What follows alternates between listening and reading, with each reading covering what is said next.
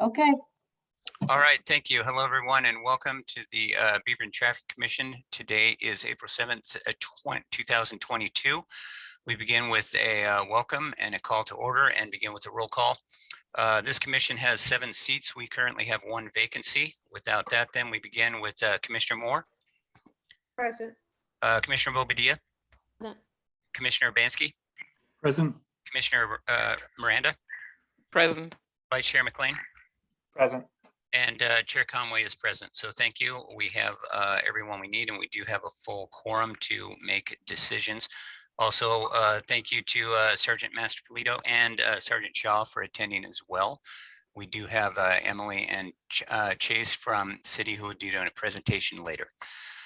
With that in mind, then we begin with visitor comments. These are comments that would pertain to something outside of one of the public hearings that we're having. So if you have a concern about traffic or issues within the city limits outside of what is being discussed this evening, now is the time to raise your hand. Stephanie will call on you. yes, we have Ree Rice. So please state your name and address. Hello, can you hear me? Yes, we can. Yeah, my name is Rich Rice. I live at 15625 Southwest Snowy Owl Lane in Beaverton, Oregon. Excellent. What can we do for you, sir? So I live on Snowy Owl, which is next to 155th, where they're putting some traffic calming at the lower road. And on the road that I live on, I ask for a speed study, because where I live sort of at the bottom, Snowy Owl, so people come down that pretty quick. In the study that came back, they told me, your traffic commission told me that 85 percentile speed was 29 miles per hour, meaning that 85% of the vehicles were traveling at this speed or slower, right? So I'm not sure how long, the study was done, how many it captured, but well, I guess it tells me how many vehicles. But what about the other 15%? I mean, because I see, not all of them do that, but there is a portion that still go quite quick on the road, which is way too fast for this area.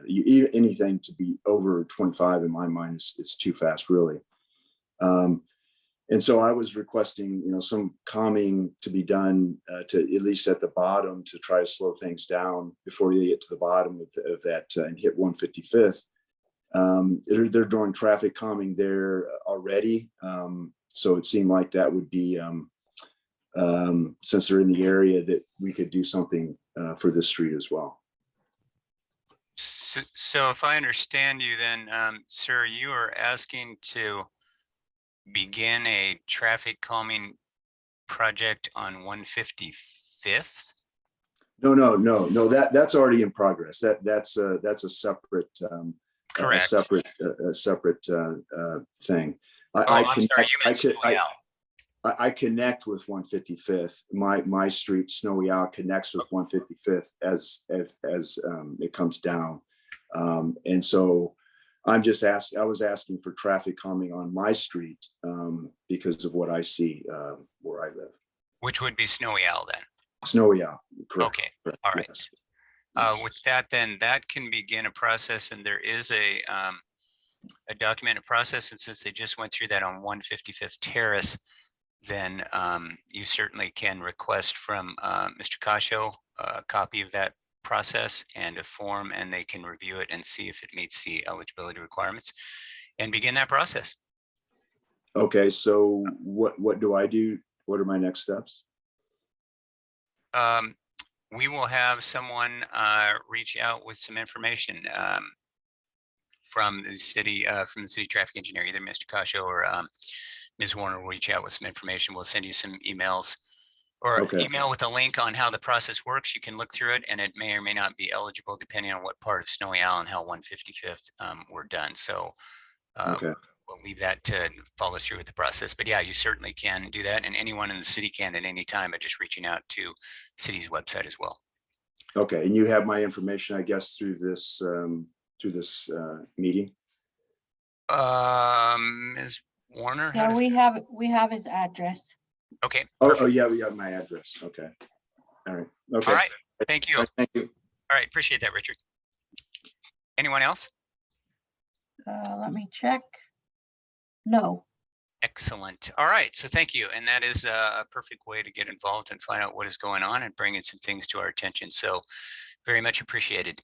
Next section is staff comments. These would be general comments by staff pertaining to other issues involved. Mr. Khasho? Just I want to mention that I did mail you additional written testimony that we received after we mailed the packet. I sent some yesterday, and today I sent 2 different emails.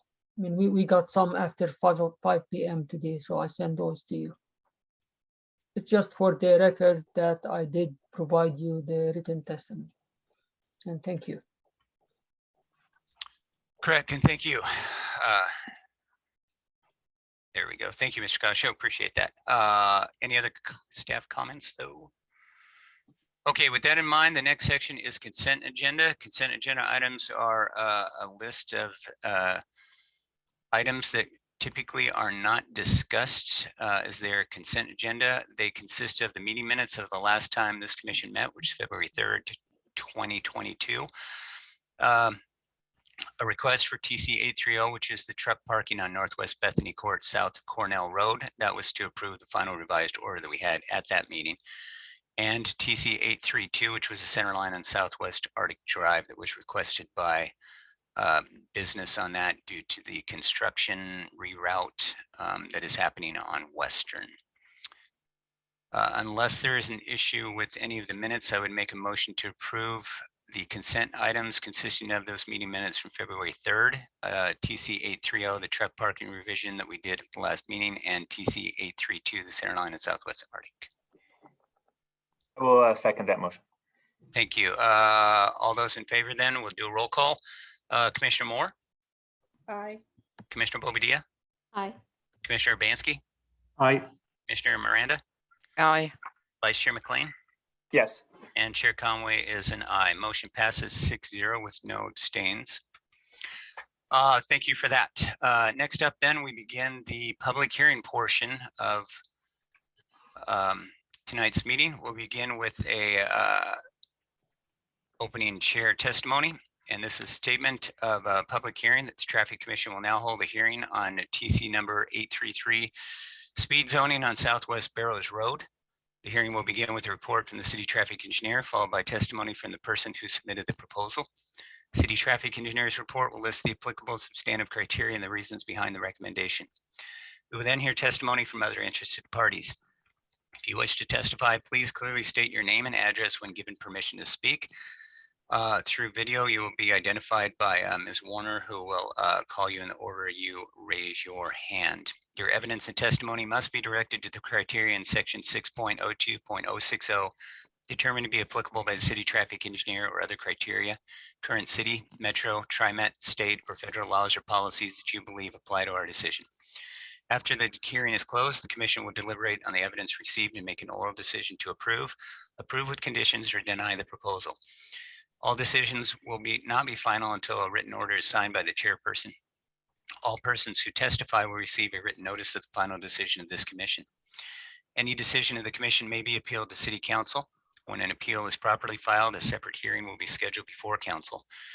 Any appeal must be filed with the city traffic recorder within 10 days of the date of the traffic commission's final written order. And the procedures related to written appeals are available from the office of the city traffic engineer. One follow-up that I did miss this. After the hearing is closed, the commission will deliberate on the evidence received and make an oral decision to approve that part. Decisions of the council are recommendations to city council. Decisions of the commission are recommendations to city council and become effective after approval by city council. Typically, traffic commission recommendations appear in consent agenda of the council and are approved by the council without discussion. The city council ordinarily does not conduct a public hearing on such recommendations. So I want to make sure we get all of that in the correct order. All right, with that, also a comment due to the large number of people who may testify during a public hearing. You will be restricted to a certain amount of time. Also, in the interest of time, if you are making a comment related to something that someone else has said, but you want to make sure that your voice is heard, you are perfectly allowed, and it is acceptable to say, I completely agree with what was previously stated. If you have something new to add, we encourage that. But if you are making a point of being together and solidarity, then you certainly can say, thank you. I want to say that I agree with everything previously said. With that in mind, then we begin the public hearing portion and start with comments by Mr. Khasho.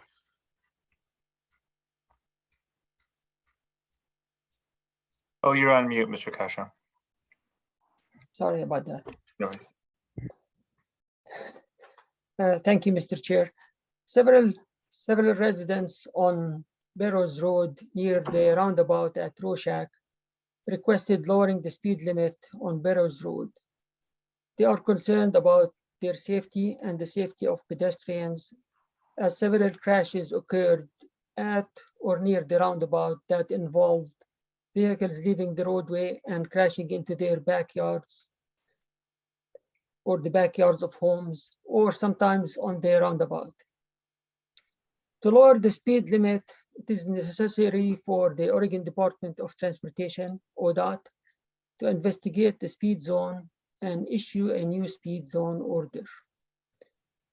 Per the state administrative rules, inside urban city limits, the measured 50th percentile speed or the median speed, the functional classification of the road, the context and land use and density in the area, crash history, the presence, type, and kind of pedestrians and bicycle facilities, the roadway geometry, side distance, design speed, and the amount of direct access are considered by ODOT in determining what the speed should be. And they consider these things when they do the study. In conducting the engineering study, the recommended speed must fall within certain limits. And in the state statutes, they give the following for collector streets. In urban areas, that's core urban areas, like a downtown area, they say, yeah, the speed should be between 20 and 25 miles per hour. In urban mix, which is urban area that could be core that has residential and commercial, the speed should be between 25 and 30 miles per hour. In suburban, commercial, or residential areas, it should be between 25 and 35 miles per hour. And if you go out in the suburbs, the fringe, then they say the speed should be between 30 and 40 miles per hour. So those are the set parameters for setting the speed limits. Currently, the posted speed limit on Barrows Road is 35 miles per hour. The street is classified as a 3-lane collector street. There are sidewalks on both sides of the street, except at the east end, where the sidewalks are only on one side. And there are gaps in those sidewalks too. On the west end of Barrows, which is the west end near Schultz Ferry Road, there are also missing sidewalks on the south side of the street. There are bike lanes on both sides between Murray Boulevard and 154th Avenue. The rest of the area does not have any bicycle lanes. The area surrounding Barrows Road is mainly residential, except between Horizon Boulevard and Mallard Drive, where it's mixed use, commercial and residential. In February of this year, traffic and speed surveys were conducted on Barrows Road. The average daily traffic ranged between 3,600 vehicles per day up to 11,700 vehicles per day. The measure 50th percentile speed actually ranged between 20 miles 29 miles per hour and 37 miles per hour. The 85th percentile speed range between 34 miles and 41 miles per hour. Pre-COVID traffic and speed surveys conducted in September 2018 showed that the average daily traffic on Barrows Road ranged between 4,000 and 14,600. So the traffic.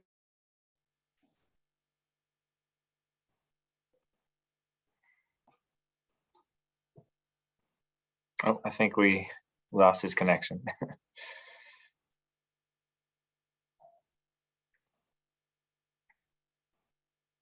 See if he comes back. I believe he might have to step out and come back in.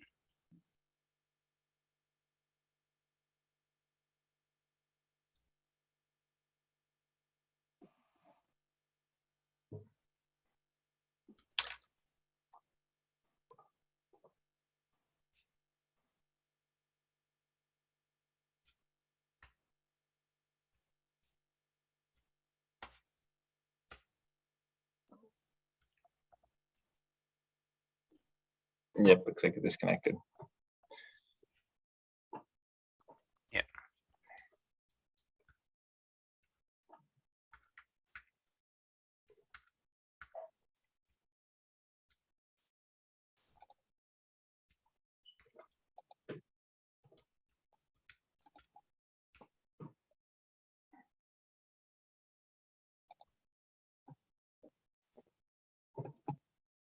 We'll give Mr. Khasho just a moment to come back so that we can finish our statements and follow through.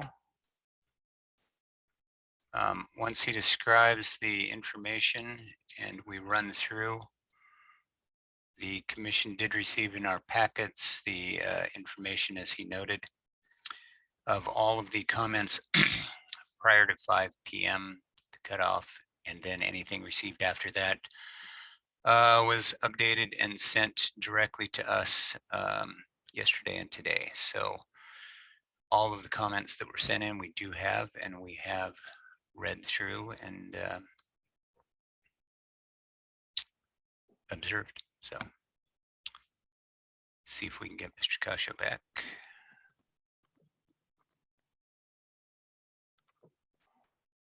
Oh. There we go. There we go.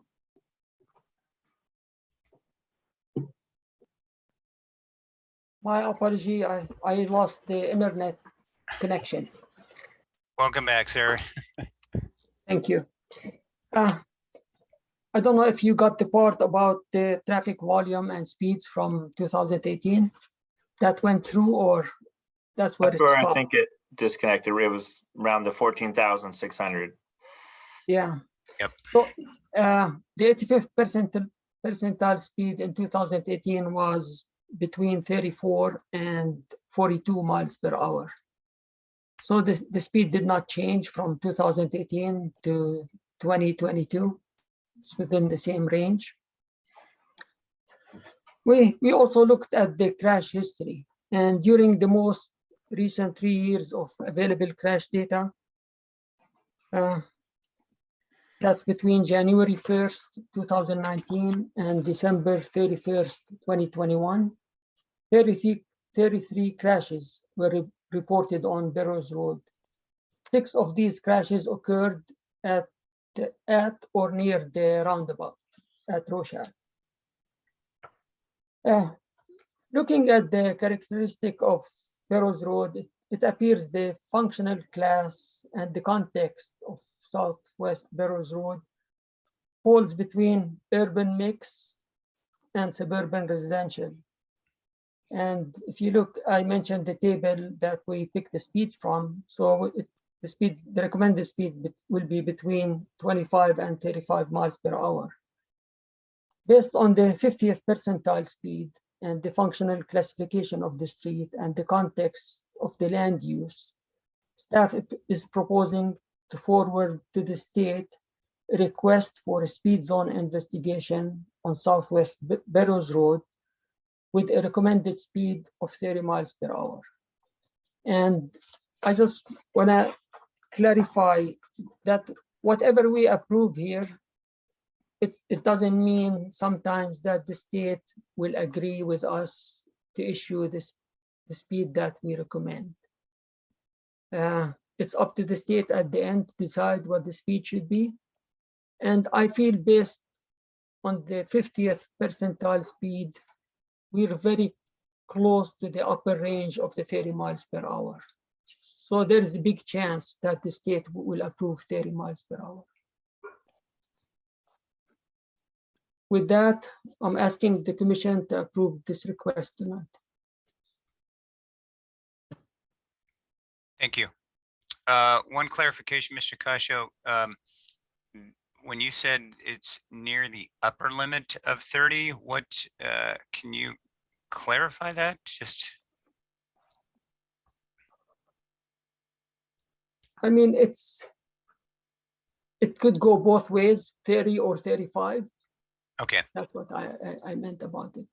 All right. Very good. Thank you. All right. With that, we have staff comments completed. You moved. Ms. Werner. Yes. I see the hand over here now. Thank you, Vice Chair McClean. Yes, a couple questions for Mr. Khasho.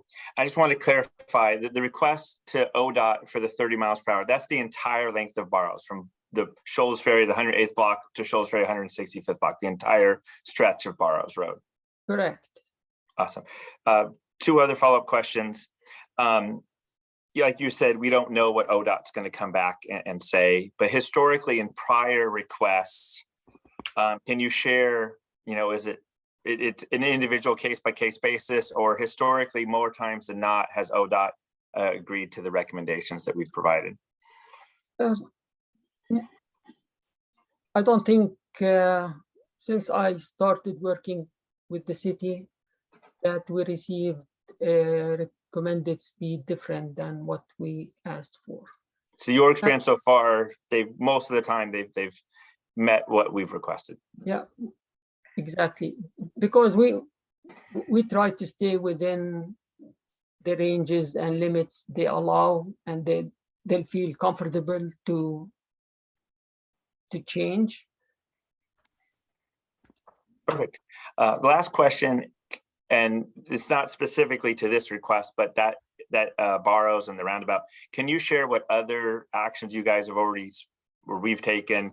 You talked about like the reflectors and some other stuff. So this request to lower the entire stretch of Barrow Road is also in addition to other work that I think we've already completed about like the flashing your speed signs and other stuff like that.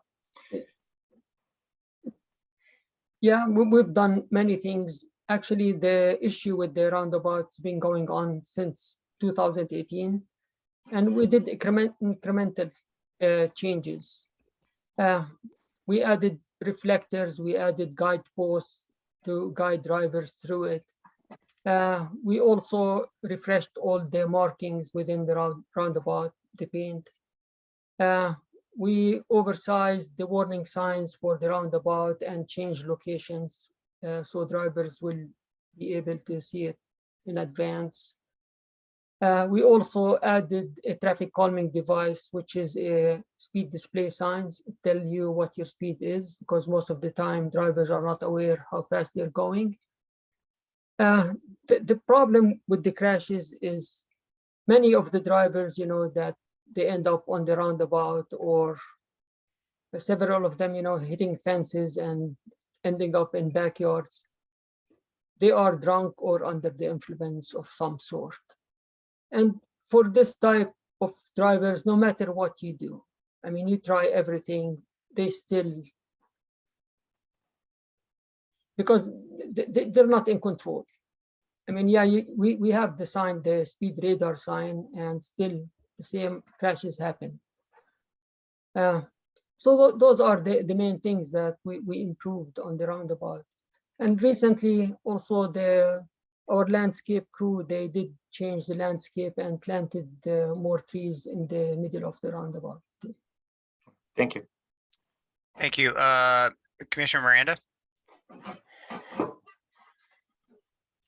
Yes, I just wanted to confirm, so maybe because we read I read a lot of I read all the comments, and I'm suspecting that people might also have this question, and we talked about it. Why we are looking at going down to 30 is also that gives us more options to put in other traffic calming devices, which is not possible with 35 speed limit. Yes, currently our traffic calming program only allows traffic calming devices on streets that are 30 miles per hour. The posted speed limit is 30 miles per hour or less. Also, the street must be 2-lane. But like Barrows Road, it's a collector street, and it's probably it functions as a primary emergency route for that neighborhood.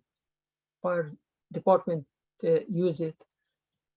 So it will open the door to have traffic calming devices, but you can't have speed humps on a street that carries 14,000 cars per day. But you could do other things. There is other traffic calming devices, which we already have one with the speed display sign. But you could have islands, planted islands. You could do more striping or curve extensions if there is room to do it. It's limited to what you can do, but it opens the street for other options that potentially it could reduce the speed. Thank you. Thank you. Commissioner Urbanski? Yes, Mr. Khasho, in your opening statement, you say the request is coming from residents who live close to the roundabout at Roshop because cars are driving into their backyards and things like that. So why is the speed limit for the whole 2-mile stretch? Shouldn't it be focused on where the roundabout is, where all the accidents or a lot of the problematic accidents are occurring? It's always good to have consistency on the street. When you have different speeds, let's say it's higher before you get to the roundabout, then you'll have a lot of speed differential. Some people will still go as fast as they were driving before, and then say, oh, why should I slow down when I get to the end, So it set precedents that you have to drive at a lower speed. But looking at the statistics, it looks like most of the drivers are actually within the speed limit, or at least they're behaving. And there's a few drivers who, and my understanding is in many cases, from what Sergeant Shaw said last meeting, are due to alcohol or falling asleep at the wheel, not necessarily speed. So changing the speed limit's going to have no effect on them, but it will inconvenience the 14,000 vehicles that currently are law abiding, but they're going to now have to go 5 miles slower, which could be frustrating. And they're going to be looking at their speedometers, not at the cyclists at the side of the road. So I'm just wondering why it has to be for the whole street, even places where there's no houses. Actually, if you look at the drawing with the report, the speeds like near Progress Ridge, the 50th percentile, it's 31.4 miles per hour. So 30 would be appropriate there.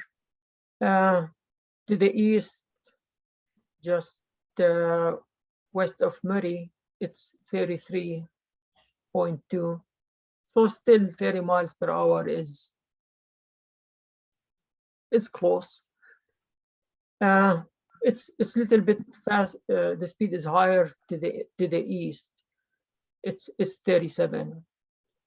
And then to the west, it's between 35 and 37 too. There is 3 locations there. So it's 5 miles over what the proposed request is. And it's not uncommon to have a posted speed limit 5 miles over what the 50th is or the 85th percentile. That's what they used to. I mean, the state the state have this range for a reason.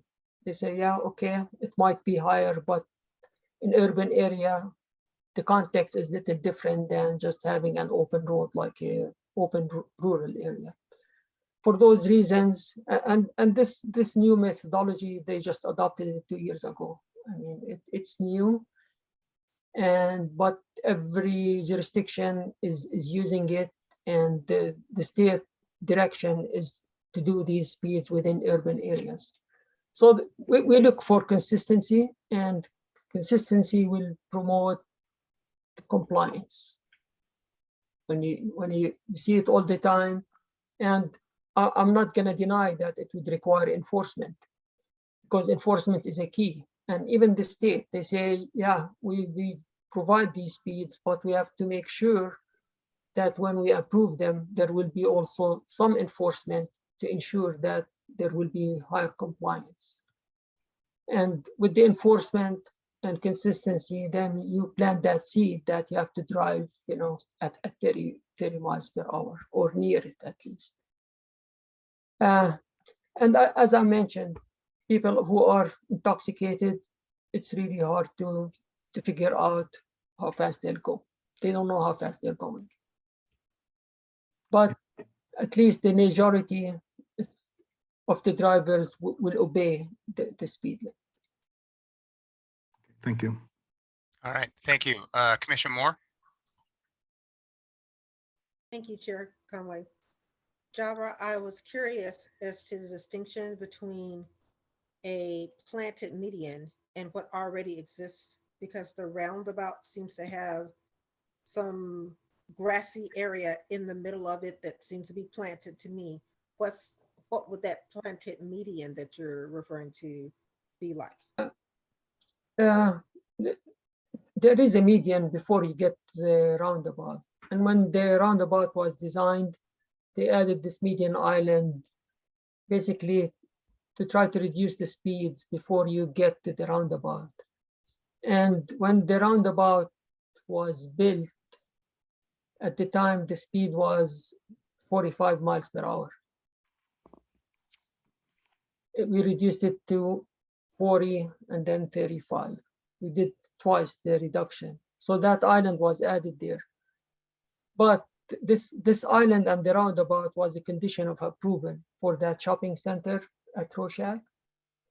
And when they built it, because of the signal at Schultz Ferry, they looked to have a signal at that location, but because they're too close and the spillover, they couldn't have a signal. So they said a roundabout will function better, that has more capacity to than a standard signal. And it's safer. Roundabouts are used as traffic calming devices. But when I say, yeah, planted islands, unfortunately, that island is not long enough. I mean, you could push the developer so much as them doing things, and then they look at the nexus and proportionality. And the minute it goes past that, they could challenge you in court and say, hey, I'm not going to do it. You're asking me to do so much. So we ended up having this island. But there is room where the street is wide. We could add additional islands if we're going to go with traffic calming devices. And I prefer islands to be planted with trees, because the canopy of the trees actually it will break that open view of the street to open that you could speed. So it will reduce the speed too further. Thank you.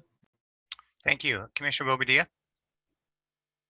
Jabra, is the present distance that is being promoted right now recommended for the speed to be reduced at?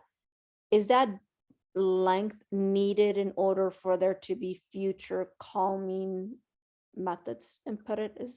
Does my question make sense? I'm hoping I'm expressing it well enough. I didn't get the length part right. Yeah, the distance, because, as earlier Commissioner Urbanski mentioned, is it really absolutely necessary to have all that distance, reduced? Oh, to reduce the speed? present? Yeah, but I'm just wondering, is it needed because in order for future potential traffic calming devices that we need that distance to all be at that speed? No, no, you could have traffic calming devices, you know, whatever you think you want it within the street. But our idea of asking to reduce the speed the whole stretch is consistency and also to improve safety, you know, for Barrows Road in general.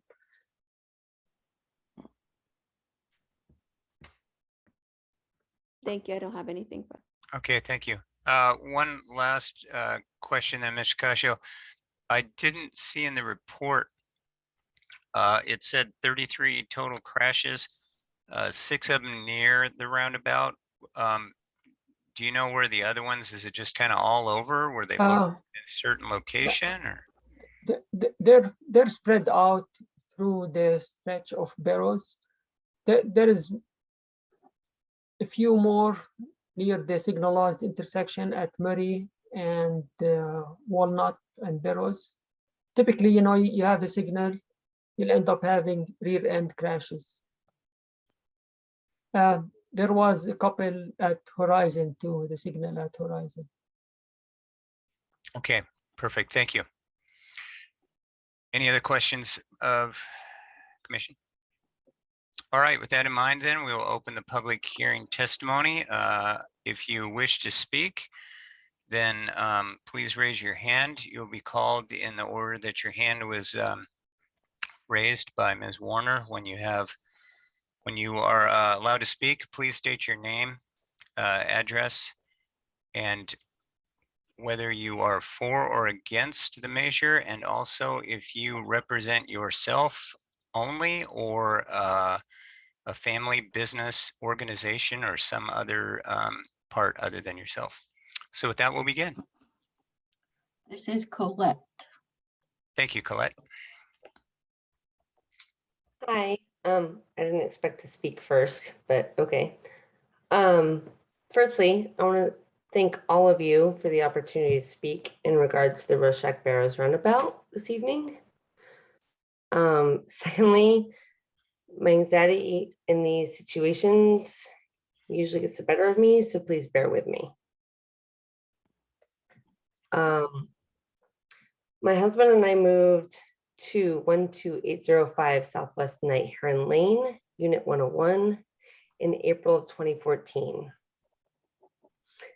and have been first on scene to the majority of the accidents at the Barrows Rorschach Roundabout ever since, because we actually had the training to do so.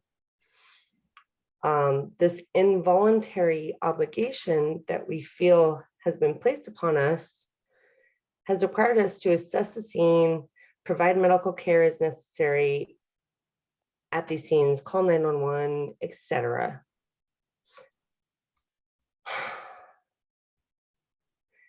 There are many accidents that have occurred between 2014 and now that still remain with us. The motorcyclist that ended his own life. It was 3 p.m. in the afternoon. He was going from Southwest Menler towards the roundabout at 70 miles per hour and sheared himself on a sign. Many of the neighbors heard him moaning as he died.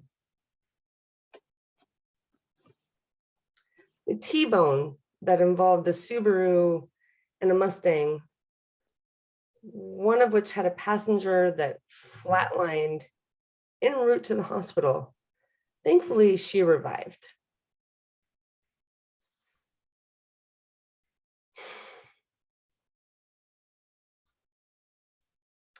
The Prius, who drove directly into the roundabout, into the flagpole, which is a memorial for a veteran, and then demanded that she could reverse her car despite her axle being completely destroyed. Yeah, my mom voice came out. I'm a mom of 3. My kids are 20, 10, and almost 4. And many neighbors heard me tell her, no, you're not going anywhere. She gave a BAC of 0.13 and was charged with possession of oxy, Xanax, and cocaine. The list continues with the TriMet bus on New Year's Day of 2021. I walked out my door and the first thing, and I know these calls are recorded by dispatch. Very first thing you could hear me say is, "Oh shit, it's a bus."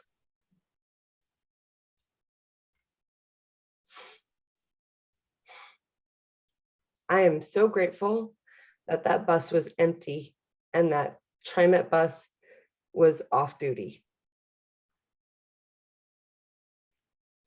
The white Jetta that took out Jennifer's fence the first time.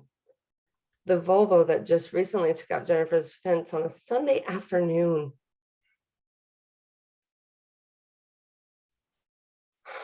The list still continues, guys. With the most recent one being a 20-year-old with a friend in the car. And they are both lucky to be alive. Engine 69 even said that to her. Later that same day, I went out to explain to a neighbor what happened and what I saw. And I ended up meeting the stepfather of that 20-year-old. And it ended up in a very positive conversation, despite the tension, because of this being such an issue for so long.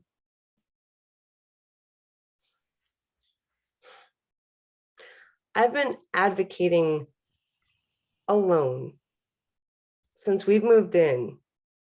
And I first actually reached out to David Donaldson in 2018. And he is the one that went out on scene to the roundabout, put in the LED lights, installed the delineators, I believe. Those are those flexible things in the middle of the islands. But otherwise, there's been nothing until Jennifer and Kelly have finally joined me on this.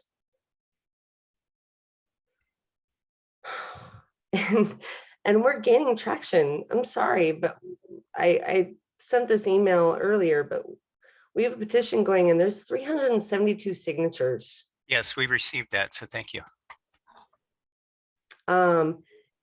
It contains business owners from like Casa Lola. God, thank them, please, and please support them, because the last vehicle that took out the flagpole drove into their parking lot, and the daughter's owner took away his keys and folded up the flag until police arrived. Yes, yep, we have the, we were sent the petition with all the signatures. And I mean, yeah, I mean, it goes on and on and on and on. Like, come on, please. Correct. I mean, if nothing else, you know, you've, I guess, created a community that actually is bonding together. You've got businesses, you've got first responders, you've got neighbors, you've got that are actually like, despite all the political stuff right now. Exactly. So I appreciate that too, because we do know that you had some discussions with the neighborhood association as well. So it was good to see that there's a lot of people involved in this. So thank you. I mean, if nothing else, we're all banding together despite different perspectives. But at the same time, we've thrown out so many different ideas.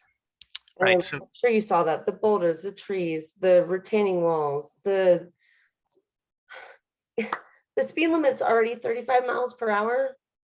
And there's already 2 different crosswalks that's fine on Barrows, but yet it can't be okay at the roundabout for some reason. Personally, that makes no sense. Correct. So what we can do is we can begin now that we've had a discussion to do that. And what we're doing is the first part here is to put in a request to ODOT to lower the speed limit. In the meantime, we can break those down into different items, because I think there's been, from what I've seen and listened to some of the meetings and read all of the comments that have been sent in, there's a difference, I think, in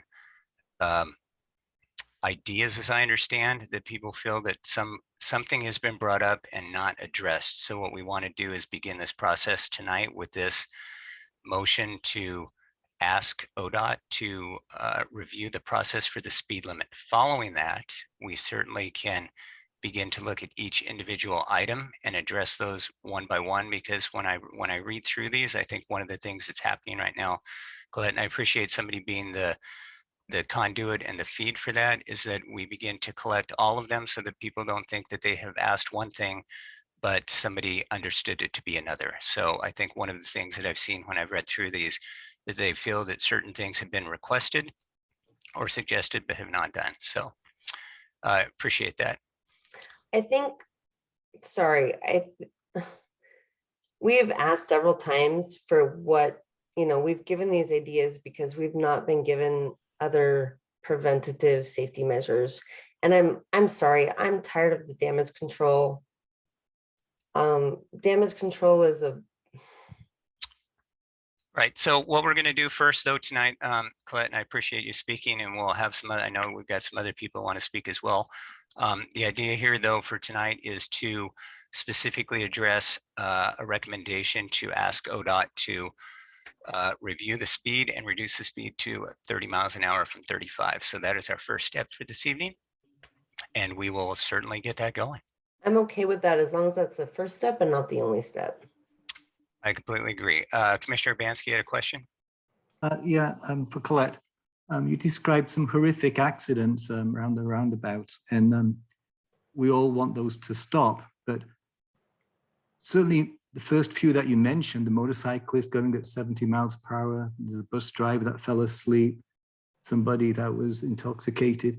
Do you think lowering the speed limit from 35 to 30 would have prevented those accidents? Or do you think that is the best solution, or do you think something else to actually prevent the accidents is going to be more effective? Because a lot of those accidents, they probably would have happened anyway, regardless of what the posted speed limit was. So I'm just wondering, what is the best solution to the problem? I agree with you, Commissioner. From what we've been told by Jabra, that this is the first step to make those other things that we are seeking happen. So that's what we're going for right now. Okay, thank you. Thank you. Any other questions? Colette, I appreciate you speaking first. We kind of put you on the spot there as it went, but I do have your, I was walking through your letters you were speaking, so thank you. And again, we do have all of these signed petition members, so I appreciate that. Mr. Khasho has forwarded all of the comments to us, so we have all those in hand, so thank you. And this is not the only step. This is the first one, so thank you again. Ms. Werner, next person. Yep. Okay, Jennifer. Can I ask first, Chair Conway, that we tell the time limit on the speaking? Yeah, one of those we should have, my apologies on that. We should have noted that we do ask, in the interest of time with everyone out there, that we do hold your comments to 4 minutes. And that again, if you are commenting on something new, we appreciate that input. If you are voicing your approval of previous comments, it is okay to just say, thank you. I want to make sure that everybody knows I believe and support everything that Colette said, just as an example. So make sure we do that. And my apologies for not mentioning that sooner. And again, we do have everyone's testimony as well. So if you want to reiterate that and make sure that we have had your comment, that is perfectly all right as well. To simply say, I want to reiterate everything that was said and move on. So thank you. Ms. Werner? This would be Jennifer. Jennifer, thank you. Hi, my name is Jennifer Boucher. My address is 16291 Southwest O'Neill Court. I am for the speed reduction, and I have been a main point of communication with Jabra since October of 2020. I actually came up with a landscaping plan to propose to Jabra to make some changes there to help break the line of sight when you're driving towards the roundabout. The reasons I'm for the speed reduction is that when you're navigating a roundabout, one of the factors that helps for you to safely navigate a roundabout is your approach speed. And so when the approach speed is too high and there's not a lot of visibility for seeing the roundabout, it can create some difficulty navigating the roundabout with factors. Yes, some of these people have been drinking, but some of them are not. And there's a lot of rain here. It's dark at night in this area. People have bad eyesight. People are coming in too fast. There's other factors besides drinking that have played into some of these accidents. And just to note that I'm one of the people that my house backs to the roundabout. So I have had 2 vehicles cause about $14,000 worth of damage to my property and a lot of stress and frustration. It was not a very good experience to have a drunk driver at 2 o'clock on a Sunday drive through my backyard and into my neighbors where my children play. And I was actually in the yard in the same spot the day before. So that's a pretty scary experience to go on. I was outside at the bus and a lot of these other accidents. Watching a city bus clear the entire roundabout and land in Casa Lola, which is catty corner to mine, pretty scary, thinking that if had that bus been going a different direction, it may have been in my yard.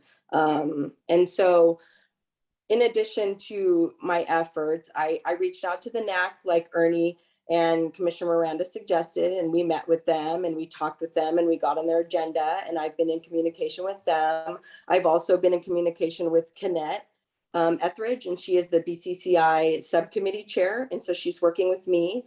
I have also been in communication with the Safe Routes to School people for Beaverton School District, and I'm going to try to continue working with them. They don't have a lot to say about the elementary path because there's bus service. However, there is a significant amount of high school students that walk through this area. And as Jabra mentioned, there are not sidewalks everywhere, and there is actually no sidewalk behind my home and my 3 neighbors. And unfortunately, the high school students don't get bus service because they live too close, and they're not walking safely. They're walking behind my home. A lot of times they're walking in the road of Barrows as people are coming through the roundabout right where they are.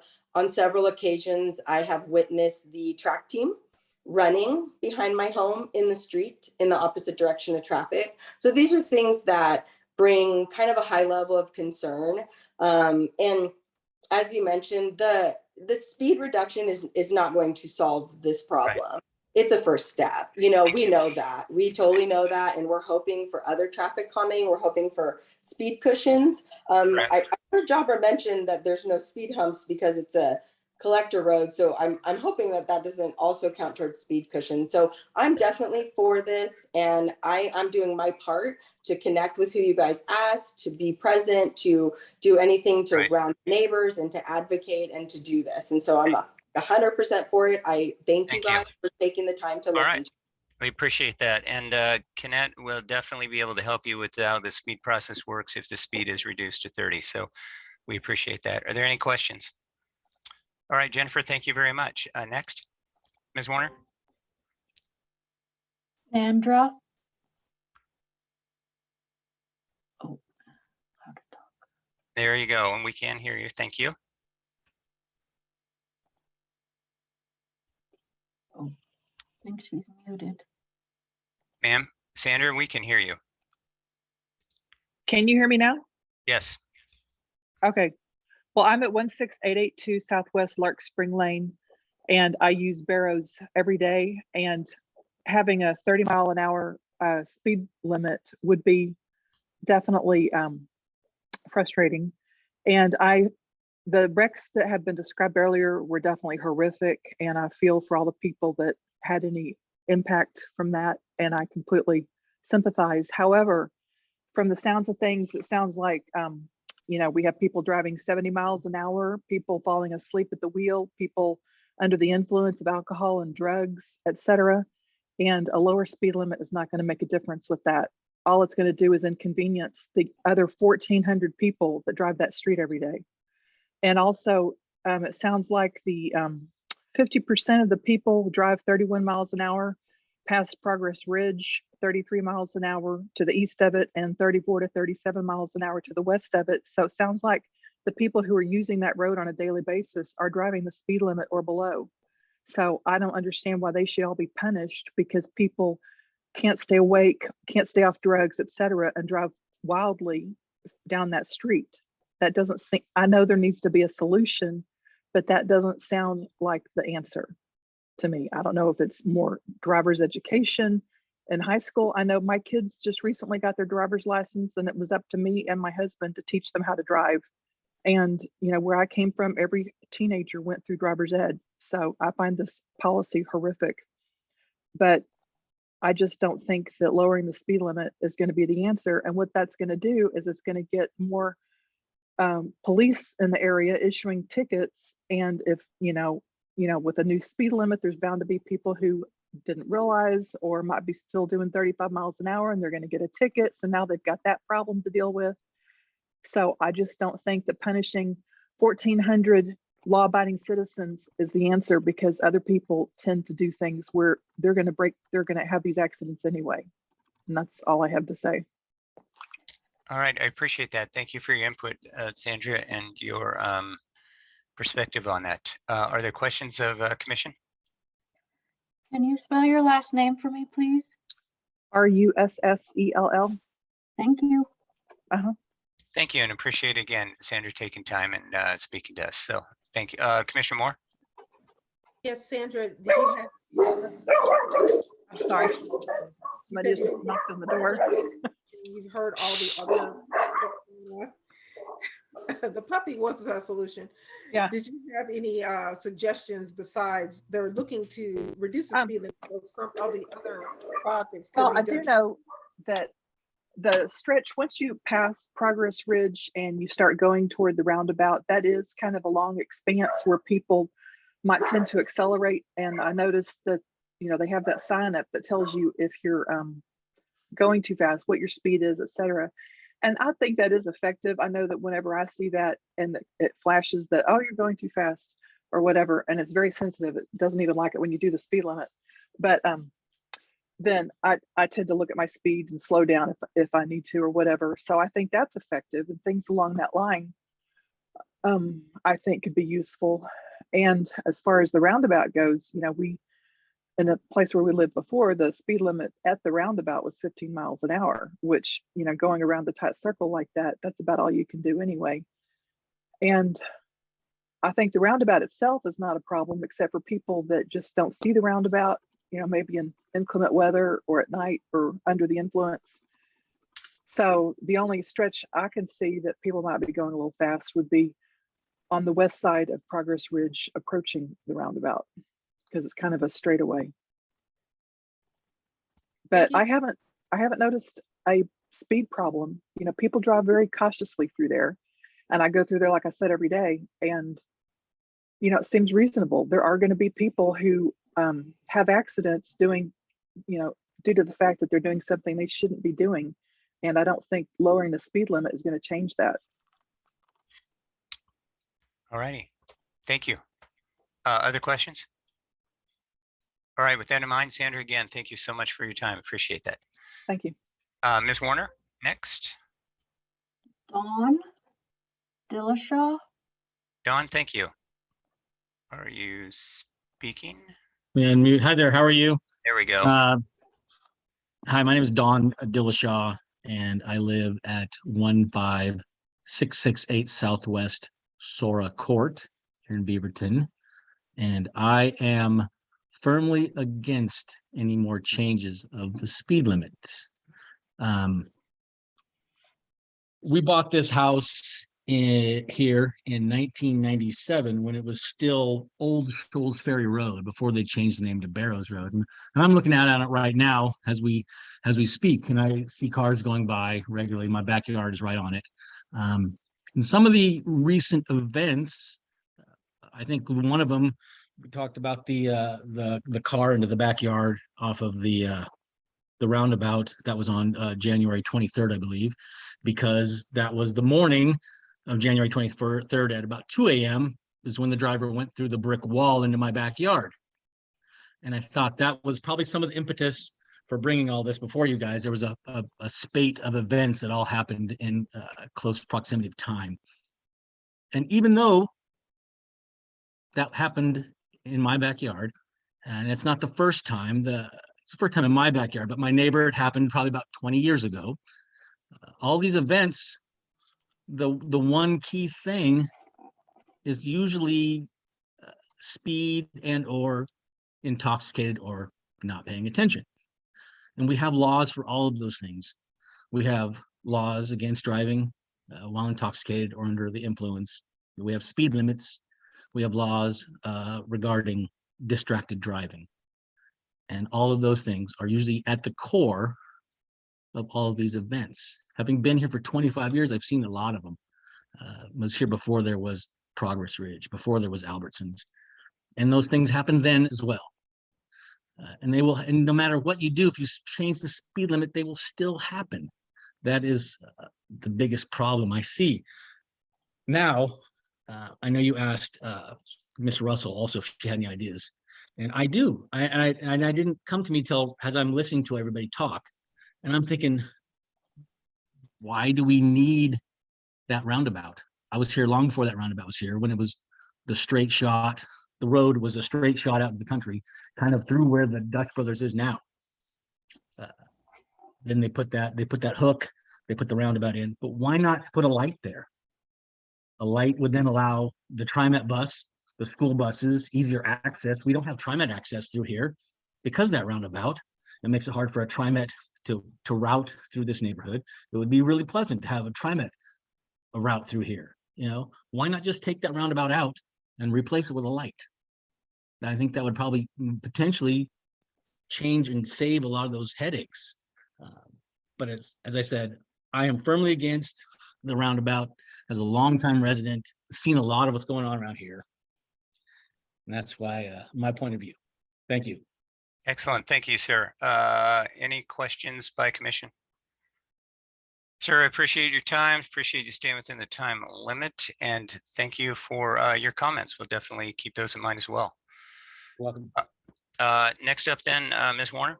And one comment on this, there's a matter of public hearing. This would work as the same if we were in council chambers where we typically met pre-COVID, is that folks are allowed to speak one time for their public hearing, make their comments, and if there's any follow-up, that will happen afterwards. That is not part of the public hearing portion.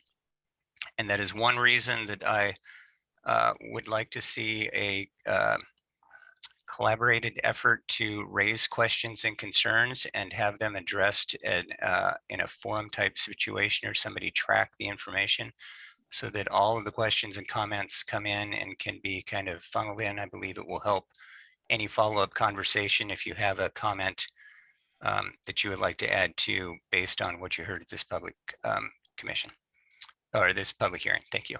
Ms. Werner, next person. Andrew A. Andrew, thank you so much. I do not hear you yet. Hello. There we go.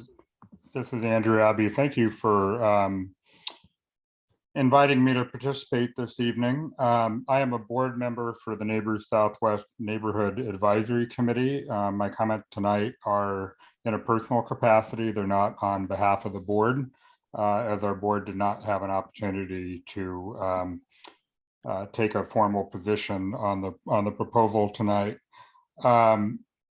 So Chair Conway, I wanted to particularly thank you for referring these neighbors to the Southwest NAC. We had a very good discussion on February 19th. And I was unaware of these issues on Barrows Road, so it was very helpful for the NAC to become aware of these issues. So we, the board, are certainly supportive of additional work on this, and very supportive of a staff response to the issues. I did want to make just a few observations and put those into the record. So 6 crashes in 3 years is a very high rate. That's an average of 1 every 6 months. The segment, I'm particularly interested in the crash rate for traffic exiting the western terminus of Shoals Ferry Road, going down to Rorschach. That segment is 414 feet long.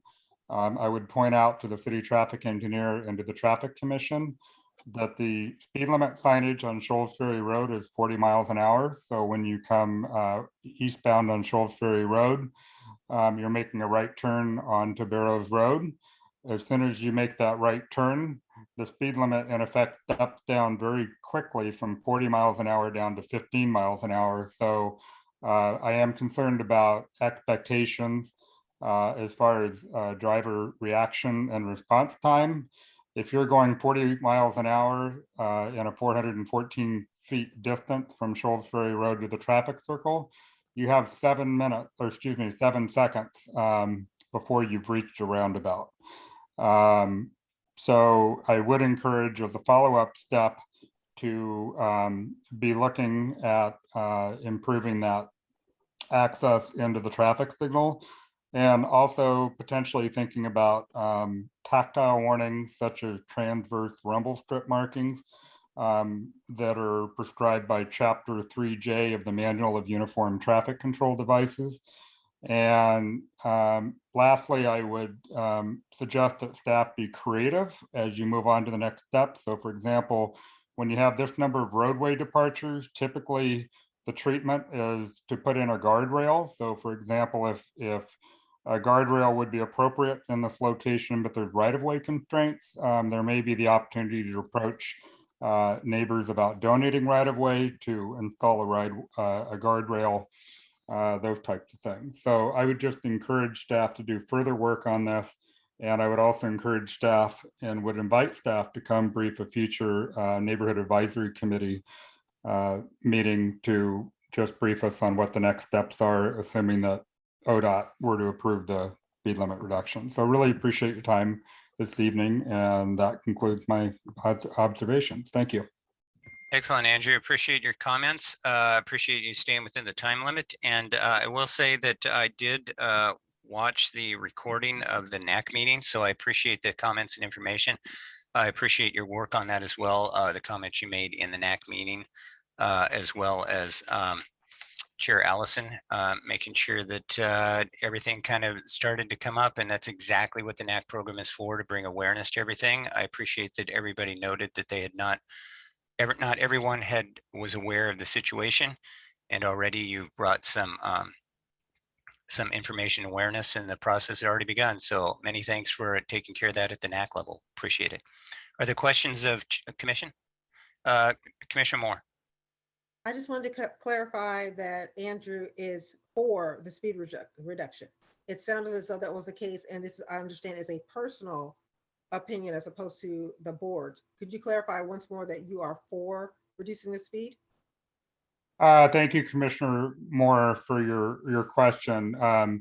I can't support this on behalf of the NAC. I am certainly supportive on a personal capacity, but I really defer more to the folks that live closer to this area to provide their input, whether they're for or against the speed limit reduction. Again, I'm just supportive on a process level of making sure that the speed limit reduction is not the first, only, and last step. I think that was framed very well, that there's got to be additional steps, but at the same time, you got to manage expectations. If people are intoxicated, things of that nature, even doing everything we talked about is not going to fix 100% of the problem. So I'm definitely supportive of A, managing expectations, but B, taking additional steps after the speed limit reduction is presumably approved by ODOT. Thank you. Excellent, thank you. All right, any other questions? Seeing none then, thank you, Andrew. Sorry, Ms. Warner. Yeah, Andrew, may I please have your address? Certainly, 15845 Southwest Cardinal Loop. Thank you. Thank you. And next,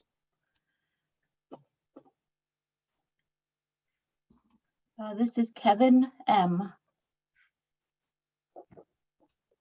Kevin, thank you. Hello, hi, can you hear me? Yes, we can Yes. now. This is my husband's computer. My name is Nicole Mueller. I live at 16212 Southwest O'Neill Court. I'm Jennifer's neighbor. I am in favor of the speed reduction on Barrows. I understand that there's not anything you can do about people driving under the influence. However, one of the reasons we moved to this neighborhood is the walkability of the area. I have two young children, a 4-year-old and a 1-year-old, and we enjoy walking to the playground that is down the road on Barrows. We also walk to the Progress Ridge shopping center for meals and going to the toy store, things like that. And it's currently not a very pleasant road to walk on. People will drive very fast down the road. I know it doesn't, the evidence shows that people aren't going much faster than 35 and 40 miles an hour, but that's extremely loud and fast when you are outside walking down the street, especially with your kids. And I have observed some of the cars going off the road, and it just makes it for a generally unpleasant walking experience. So yeah, that's pretty much all I wanted to add. I think that it's a good first step, and I hope that the commission will continue to do the work to encourage a more pleasant experience walking on Barrows. Excellent, thank you. Are there any questions of commission? Excellent then.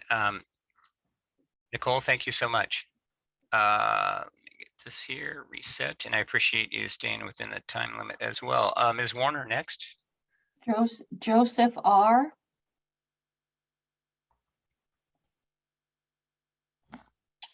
Hello, everyone. Can you hear me? Yes, we can, Yes. Joseph. Thank you. Hi, I am. So my name is Joseph Rudenshauser. I'm Colette's husband, who spoke first. So I live at 12805 Southwest Night Heron Lane. I agree with what she said, but I will also say I disagree with something that she conceded with at the end, which was the traffic speed reduction. I believe would actually help with reducing accidents, not in the sense that the speed itself will change anything, because people are going to speed. Anywhere you drive, people are going to drive 5 miles per hour over the speed limit. People drive over the speed limit presently, as we have noted with stats that Jabra has presented. I work for a private ambulance company. I serve as a safety committee coordinator for that company. And we often look at statistics to change the driving habits of our employees. What we see is a lot of accidents occurring. How can we change that? First step, yes, would be a speed reduction. Other steps would be speed bumps, rumbles, lights, whatever it is to get people's attention. The incident with the bus, with the motorcycle, with these other vehicles, even a bump may get someone's attention. That can make a difference in a life or death situation. I've been an EMT for over 13 years, and I've gotten tired of waking up in the middle of the night, of getting out in the middle of the day to hearing accidents occur. This is what I do day in, day out, and having these incidents occur needs to stop. So yes, a speed reduction is going to make a difference in that other things then will be allowed to occur. Speed bumps, lights, whatever it is. So I'm all in favor of what we've said for speed reduction, but obviously more needs to be needs to take place. And I appreciate your guys' time. Thank you. I have one clarification. At the beginning of your comments, you said she several times. Is this a Sorry, comment? I'm referring to my wife, Colette. She was the first one to speak tonight. Very good. All right. Thank you.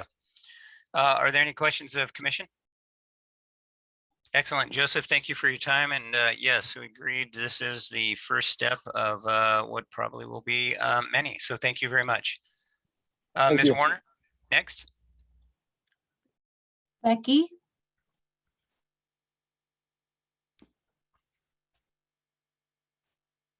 Hello? We cannot hear you. Just a second. Okay, can you hear me now? Yep, there we go. Okay, I'm not familiar with Zoom. And unfortunately, I haven't been involved in all of this. So my signature is not on the 300 signature petition. My name is Becky Herren, Herren. I live at 12720 Southwest Merganser Lane.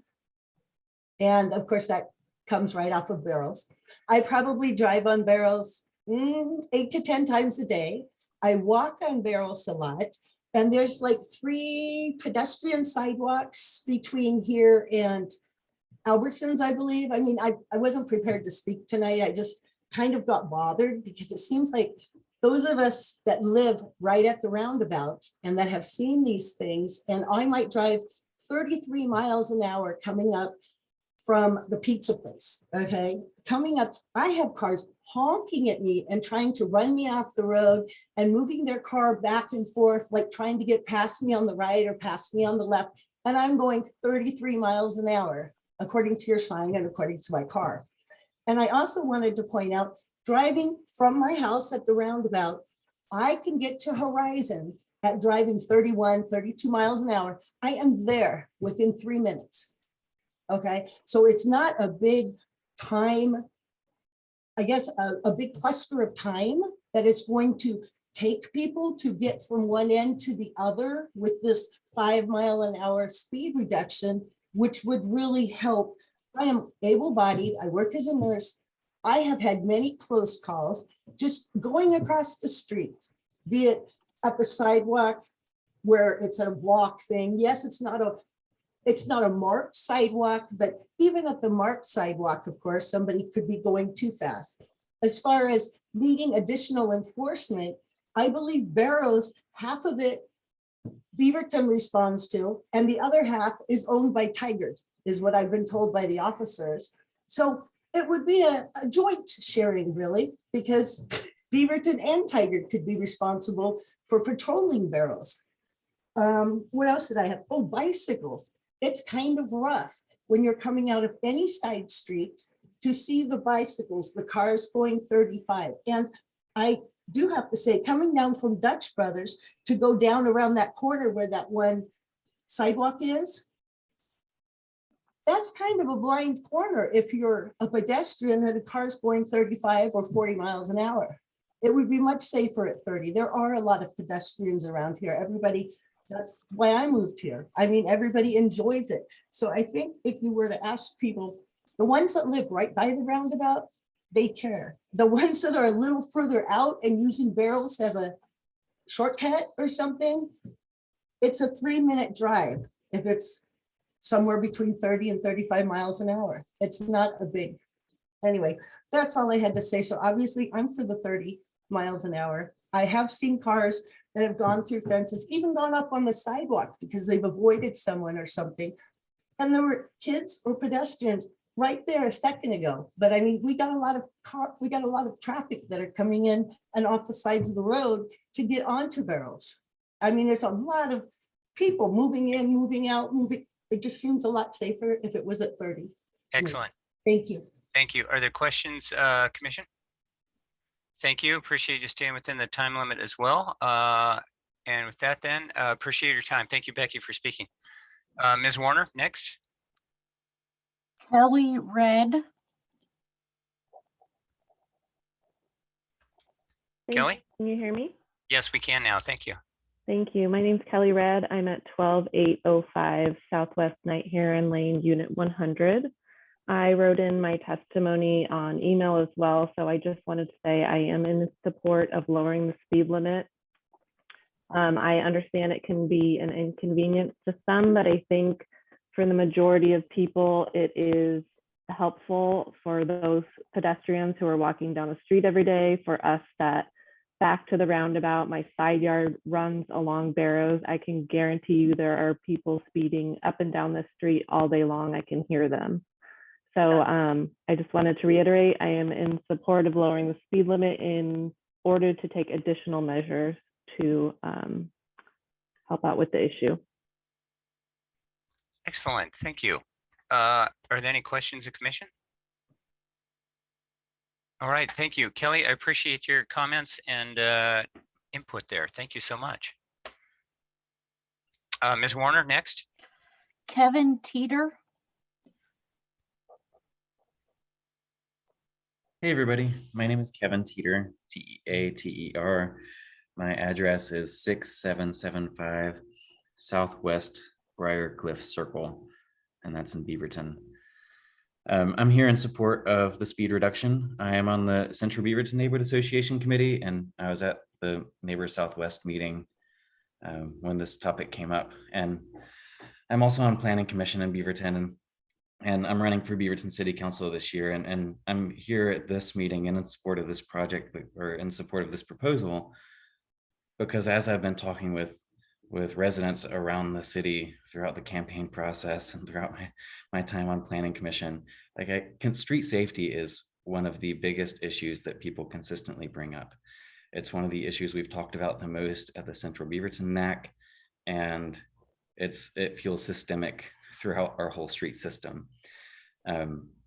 We do need street safety improvements and speed reductions throughout a lot of the city, and Barrows Road here is a great example of that, where even just a 5-mile speed reduction will open up a wide variety of options that are available to make our streets safer.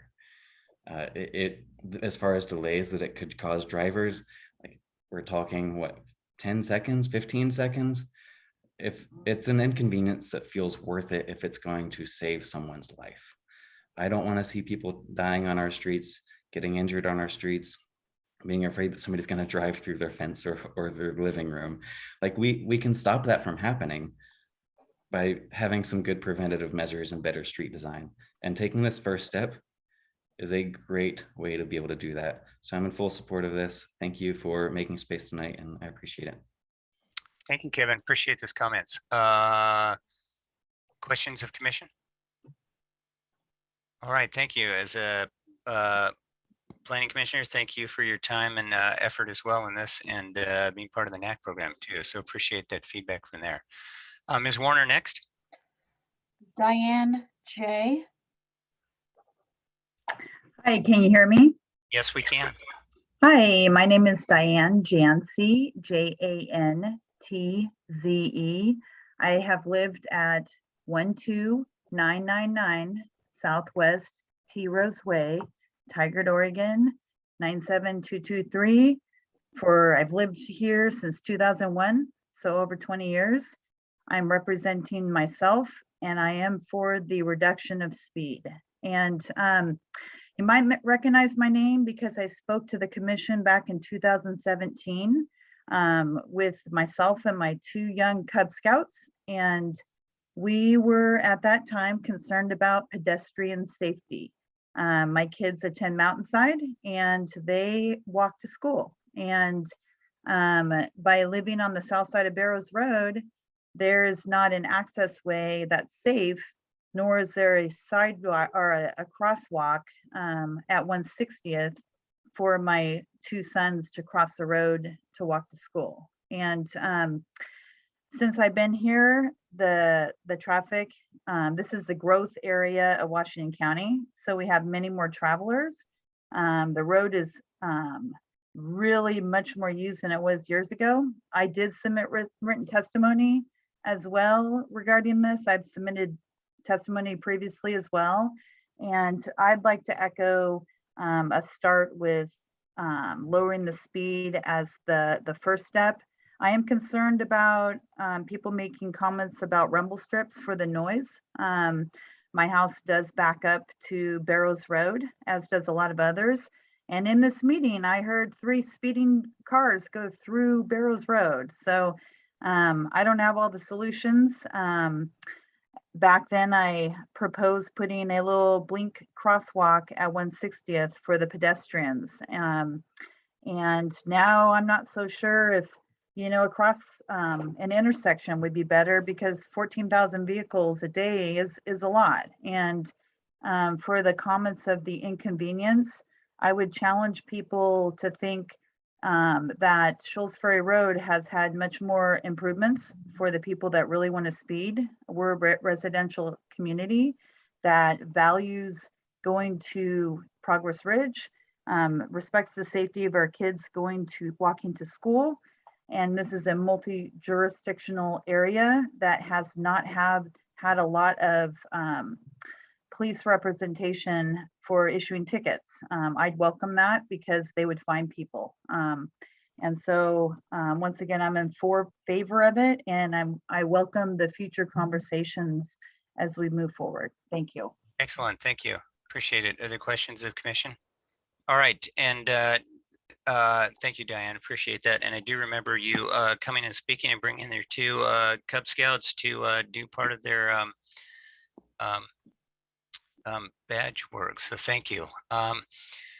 One follow-up here tonight. We are working on the discussion to reduce the speed and make a recommendation to reduce the speed on Barrows. Other options and opportunities are a discussion that we can certainly have as a follow-up. The focus, though, this evening is for the purpose of reducing the speed with a recommendation to ODOT. So Ms. Werner next. Okay, excellent then. With that in mind, then there are no other speakers. We will close the public hearing portion of that. So thank you again. And the focus now is staff comments by Mr. Khasho, and then we'll have commission deliberations. Staff does not have any comments. Excellent. Thank you. Appreciate that. Then are there comments of commission? Because we'll close the public hearing portion. Vice Chair McClean, I see your hand. Thank you. No questions. Just I'll start the deliberations and let the other commissioners speak as well. But no questions. I just want to start by saying, thank you again for everyone, their written and public testimony. I think it's difficult, to balance the requests of everyone. And also I want to just kind of share my understanding of the expectations of the traffic commission. We're limited to, street design and traffic controls. And I think, if there is nefarious activity, that's better addressed by police enforcement. So I think we heard that a lot. The more opportunity for police enforcement is always an opportunity, but I think those resources are always stretched thin. Every street in Beaverton probably wants more police enforcement. But I also want to reiterate, and I kind of do this a lot in our mission, commissions, is that, the goals of the traffic commission are really to provide safe and vehicle, bicycle, and pedestrian movements. Like safety is one of our top priorities. We want to help ensure orderly and predictable movement, again, vehicles, bicycles, and pedestrians, but we also have to comply with federal and state regulations. So I think this recommendation to, propose the request and forward it on to ODOT is those type of steps we have to follow. We can't just put in certain, guidelines or our own discretion to say, hey, let's build an infrastructure. We really have to follow those guidelines. So we're kind of limited. And I think also, my personal opinion, we can't idiot proof every street. Every street in Beaverton or outside of Beaverton, we're not gonna be able to prevent reckless driving. If someone is not following the street design, changing that street design is not gonna prevent reckless driving. So I think those are things that, we really have to kind of set the expectations of what we can do. But also as a volunteer, I think, my personal opinion is I want to mitigate dangerous situations and improve safety however we can. I definitely know slowing the speed is scientifically proven to increase safety. And I'll give you 2 quick examples. The slower you go, the less stopping distance is required if you have to stop suddenly for a vehicle in front of you. So if you're going faster, it takes longer distance for that vehicle to stop. Plus, if you are going slower and there is a collision, the severity of those collisions is less. So it's scientifically proven reducing the speed limit, even if it's 5 miles per hour, is going to improve safety. That's a fact. So I think, you know, it is a challenge if everybody on that street necessarily doesn't want to lower. And like Mr. Khasho said, you know, it started out at like 40 or 35, and now we're going another 5 miles down. So I understand the frustration of commuters that obviously want to get where they're going as quickly as possible. But personally, I don't see an impact in commutes by lowering it 5 miles versus, you know, weighing the increased safety. So I'm in favor of approving, you know, TC 833 as forwarding this request on to ODOT and letting them do their own review as well. That's it. Thank you, Vice Chair McClean. Next up, Commissioner Miranda. Yeah, I just wanted to emphasize again that we will have only limited things that we can do for traffic calming. Particularly, there won't be any speed bumps, even with 30. So that's something to really be clear. That's not our choice, and that's not. I mean, that's something we have to follow. So that is important to recognize. And also that there have been suggestions, those are great, and they can be followed to a certain degree. And I think staff, Mr. Khasho, has done an awesome job to look at all of those and put them in. So thank you. Thank you. Appreciate that.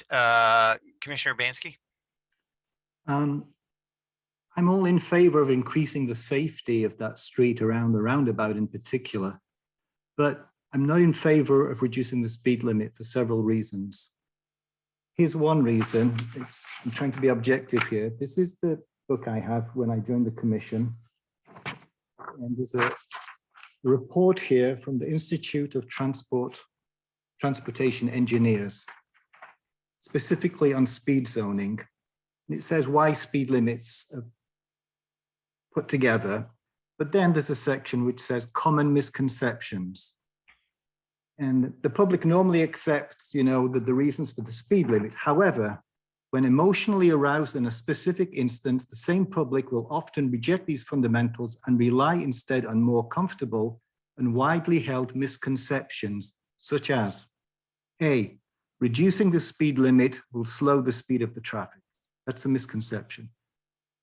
Another important one, reducing speed limits will decrease the number of crashes and increase safety. This is from the Institute of Transportation Engineers. So I'm just concerned that this is a knee-jerk reaction. You think this is going to solve all the problems by reducing the speed limit, but it's going to inconvenience, what, 14,600 vehicles every day? Now, sure, it's safer if you hit somebody at 30 miles per hour rather than 35 miles per hour. But if you're forced to go at 30 miles per hour when you used to go at 35, you're going to be looking at your speedometer very frequently to make sure you're not breaking the law and getting a speeding ticket. You're going to be concentrating on that little dial in front of your steering wheel instead of looking at the cyclist on the left or the pothole, or that you're getting too close to the car in front of you. So overall, I don't think it increases safety necessarily by reducing the speed limit. Sure, if you hit somebody, it's safer, but I don't think it prevents the accidents. I think what's more important is we need to address the real problems. My understanding is that the majority of those accidents around the roundabout are due to alcohol or reckless driving, not speeding per se. So reducing the speed limit will have no effect on those in my mind. Some suggestions have been made how we could improve the safety of the roundabout. One extreme is to get rid of it completely and put, you know, crossroads with traffic lights. Now, I grew up in the United Kingdom where we have roundabouts all over the place, and people are used to them. In fact, they're safer than intersections because you don't get T-boned in a roundabout. You get hit obliquely, but people are used to them. Two things I just want to comment on that are different about the roundabouts in England versus what I see here. First of all, the chevrons on the boards are a lot larger in the UK. You see that roundabout way before you get anywhere close to it. Here, the sign with the chevrons a lot smaller, so people don't see it until the last minute. The other thing is we do have rumble strips or white lines, transverse lines going across the road as you're approaching the roundabout. And in many cases, the distance between those transverse lines gets reduced as you get closer to it. So subconsciously, you feel like you're going faster, and it forces you subconsciously to slow down because you're crossing the lines a lot quicker. And so subconsciously, even if you're drunk, you'll probably slow down because you have the sensation that you're going too fast. So I wonder if there are things like that that could be done to improve the safety of the roundabout. And I think that would make more of a difference, not just inconveniencing 14,600 drivers on the whole stretch of Barrows. So that's my point of view. And I would not vote for reducing the speed limit because I don't think that is the solution. I think there needs to be something more effective. Thank you. Excellent. Thank you, Commissioner Urbanski. Anyone else? Commissioner Bobadilla? I'm in favor of the reduction in speed. I acknowledge and understand it's not a solution by any means. That's my understanding. It's only a step in trying to come up in trying to create a solution. So we got to start somewhere. I love the idea right now that what Commissioner Urbanski indicated, and actually even the public, some of the ideas that they shared with us today, which I think sometimes it's the purpose of us meeting and hearing from others to take them back to the drawing table. Even again, Commissioner Urbanski, when he just mentioned right now, the lines that he's talking about, to me, the first thing that comes to my brain is like, wow, I mean, sounds something that could possibly be incorporated if it could work, even if not the future. And everything costs money, but it probably isn't going to cost as much more money than probably a traffic light that usually costs a lot of money. And so it sounds like we were going to walk away, all of us, with potential future solutions. Again, I acknowledge it's not going to solve the problem overnight, but I'm proactive that we need to do something instead of nothing. And I'm hopeful this is the beginning of something, not the conclusion of it. I also understand that the purpose of why it needs to be so long. One thing that was really interesting comment right now is the speed. People get used to it. There's so many things that become habitual, but there's also science there that says that after you do that, you adopt the new habit after so many weeks, months, it's your new habit. So if we reduce the speed, the police has acknowledged that. That's why they don't give tickets right away. They give warnings. They become a little more lenient. Then it happens. That happened on Beard when they started lowering the speed limit. At first, you feel the 5 miles. You're like, oh my gosh, it feels like I'm like crawling, but it really doesn't. It's just after a few weeks and months, it becomes habitual. So I'm hopeful for that it will. More because it's more neighborhoody and there's a lot of houses. There's a lot of stuff going on there. There's a school that's not so far. I am more in favor of why the speed limit should be reduced because it really makes a difference by 5 miles per hour. Thank you. Appreciate the comments. Appreciate all of our commission's comments and also the people that took the time to speak, and as well as people who submitted written testimony because they could not, and certainly everyone that signed the petition as well. Other comments? I will say two things, and I'll separate them. The first one is a reminder that this is a recommendation to ODOT. So there are two pieces for that are going on. The first one is this is a recommendation to them. They will come back and review the process, and Mr. Khasho noted. As we've seen in the past, though, that process will take 6 to 9 months to do. So this is not an immediate response that will come back. I have heard of some cases where ODOT has decided that it needs to stay where it is. There are cases, as Mr. Khasho noted, where they have agreed with staff recommendations. So the first part is if the commission approves this motion, it is a motion to ODOT to review it. It is up to ODOT to take care of that decision. I think that one of the things that does bear follow through with that and asking them to review this is that this is a multi-jurisdictional situation where the city limit is the middle center line of the road. It's managed by one group. There's a county involved in the other part. If you look at the center of the roundabout, you have two different cities. You have a county and you have a right-of-way and you have a requirement of who maintains the road by multiple jurisdictions. So if you live on one side of the road, but we maintain it, does that mean that the Tigard can't give you a ticket? Does Washington County have to come out?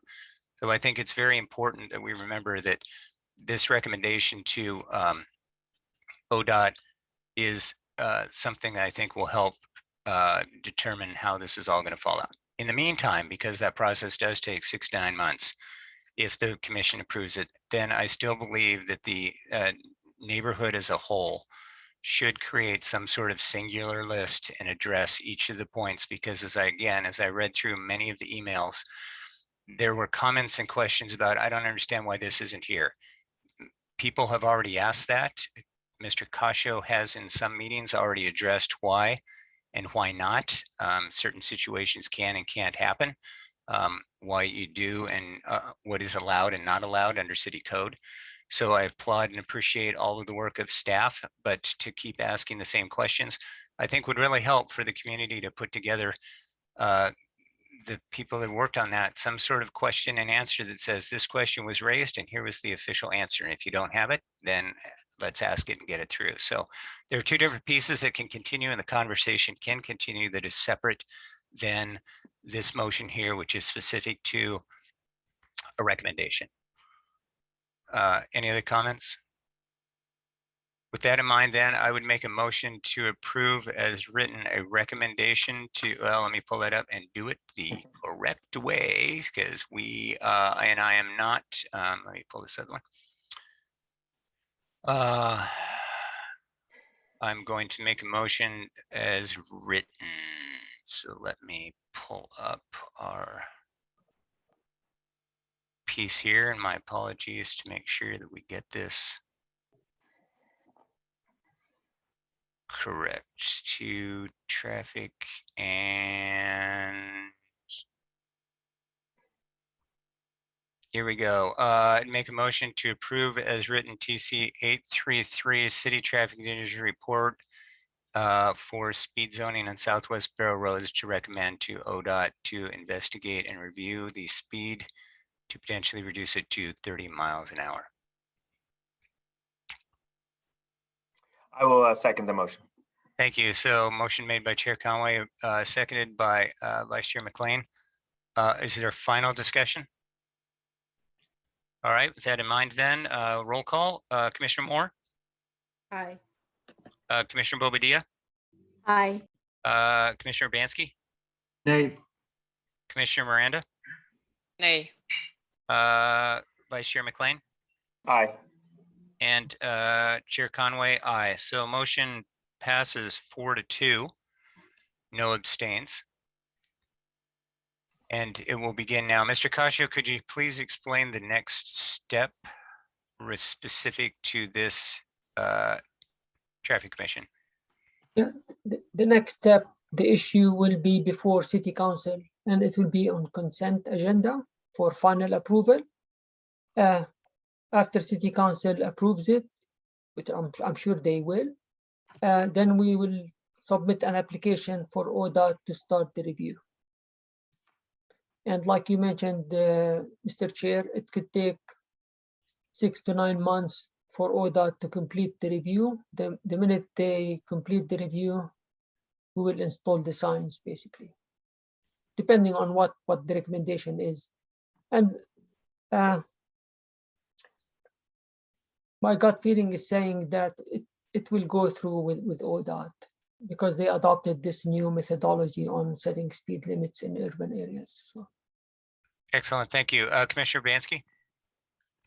Yeah, if ODOT approves the reduction in speed limit, can we continue to do a survey of the crashes on that road? And if in the next 3 years, the number of crashes stays the same or increases, can we have the speed limit go back to 35?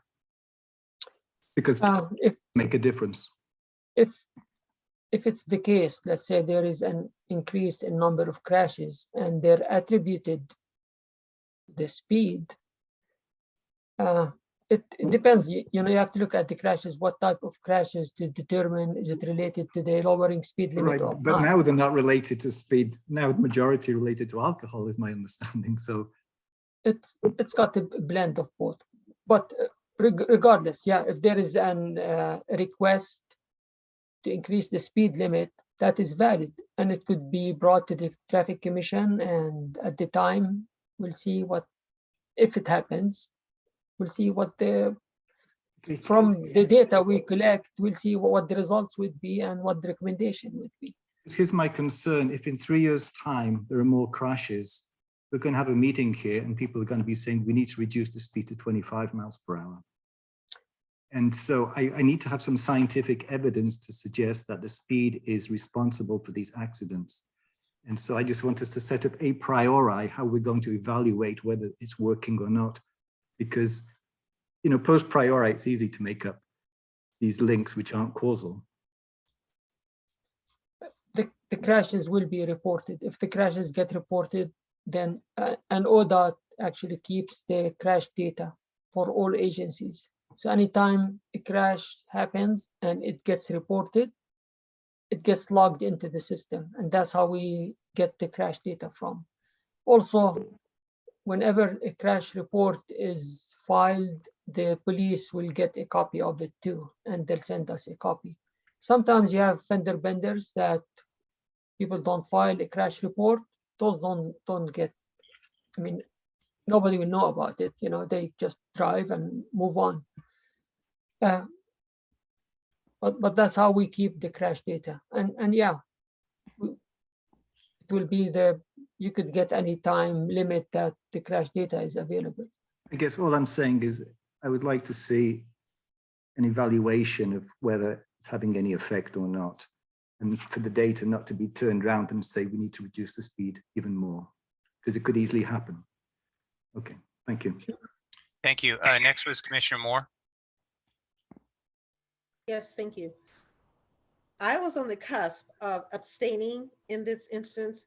I chose to vote for it because I want to get external additional input.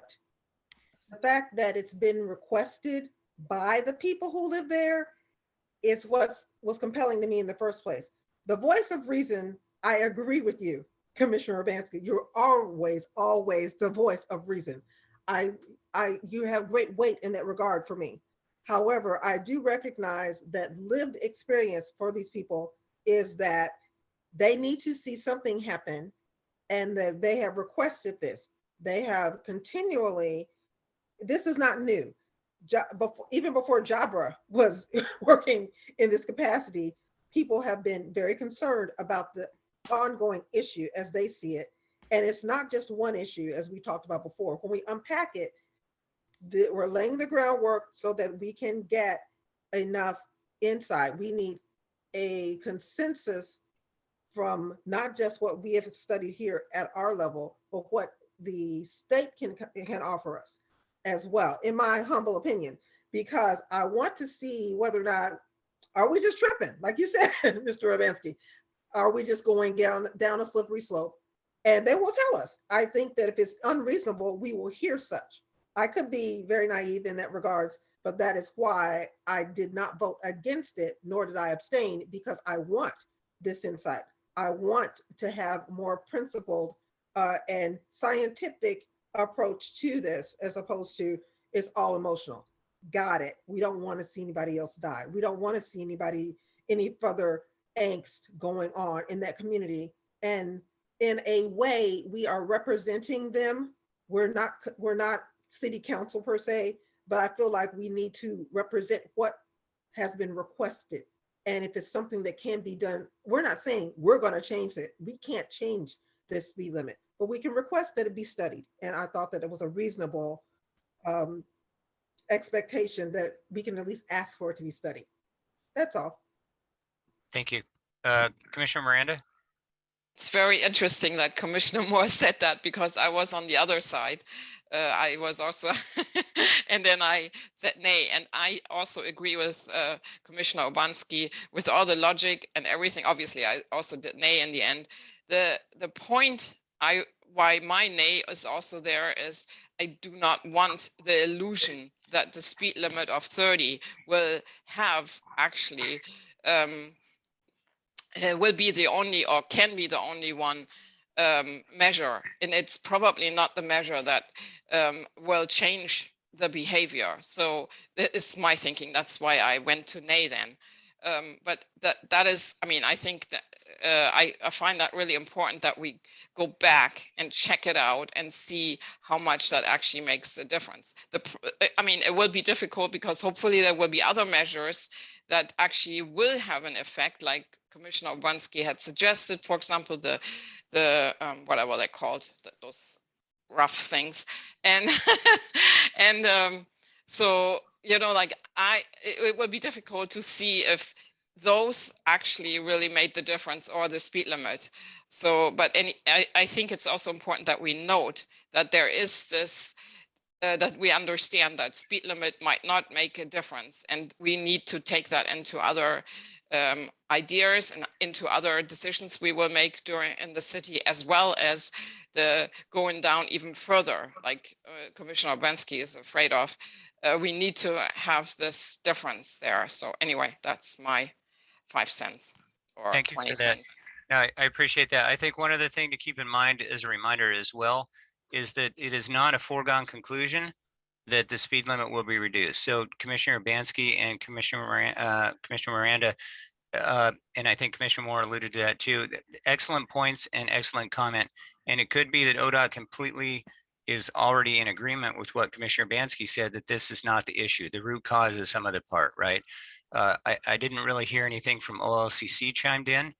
I know that there was the comment about Beaverton School District had not responded as much as had been hoped. There are a lot of factors going on, and there are a lot of people everywhere. So just to point out, is this not a foregone conclusion that the speed limit will be reduced? It could very well be that ODOT determines that there are other issues at play, and it completely agrees based on the facts that Commissioner Urbanski and Commissioner Miranda raised. So I just want to make sure that we do that. And we're not talking as if this is a foregone conclusion, because it is not. That is the whole point of bringing this up and making a recommendation, especially in a multi-jurisdictional location like this. Commissioner Urbanski, looked like you had your hand. Yes. Will ODOT just say yay or nay? Or if they say nay, will they offer suggestions for how the safety could be improved? You know, they may have some unique suggestions that we haven't thought of, or will they just simply deny it or approve it? Typically, it's just denial or approval. Yeah, they don't suggest any or recommend any improvements. It's not under their jurisdiction. That's why they won't do it. Because I just want to emphasize, I'm voting against it, not because I want accidents to happen, obviously.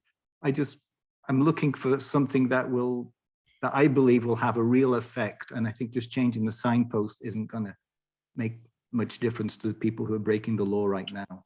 And I just hope we can come up with something a bit more effective. And I absolutely applaud that. I think, again, to reiterate the one other thing, the fact that this could take 6 to 9 months, that it is not a foregone conclusion, is exactly why I believe the commission should be encouraging what had already been said. You had 2 NACs that have already brought this up. The BCCI is involved. There is a lot of people going on. There are a lot of wheels churning. And again, I think there needs to be a coordinated effort that asks some of the questions, because again, some of the email questions were like, how come this isn't here? Well, to the point, Mr. Khasho has already explained why this particular suggestion does or does not work. And they need to be solidified in that, so that right now there is no reason, to Commissioner Urbanski and Commissioner Miranda's point, that you have to wait for ODOT to approach and look at some of these other suggestions, right? Many other things already exist and are available to begin right now. And you've already begun the conversation. And the most important critical thing of this entire thing, and the whole point to me of this commission, is that we have begun to discuss and look at what are options that are available within our power. We are not empowered to change the speed limit. We have to send that to ODOT. In the meantime, there are things that we can do. There are things that we are empowered to do.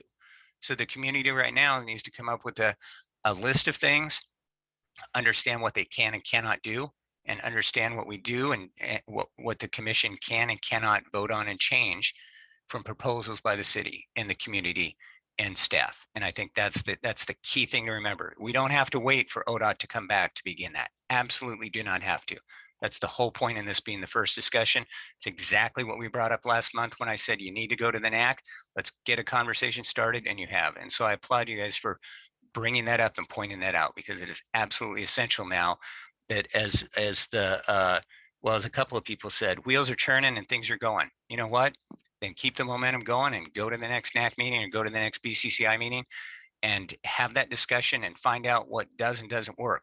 Saying we need to fix this, though, that does not help anyone. It has to be solidified, helpful solutions that are specific with a specific question that says, can I do this? Can I put in a rumble strip? Can I put in a sidelight? Can I put in a beacon? Can I put a crossing guard down there during the school zone? You know, I mean, those are all questions that can be brought up and they can do right now. So I applaud everybody on that and thank you for that. Appreciate it. And again, we thank you everybody in the audience, which I hope are still there and listening to this, because there are things that you can do and go. So final comments.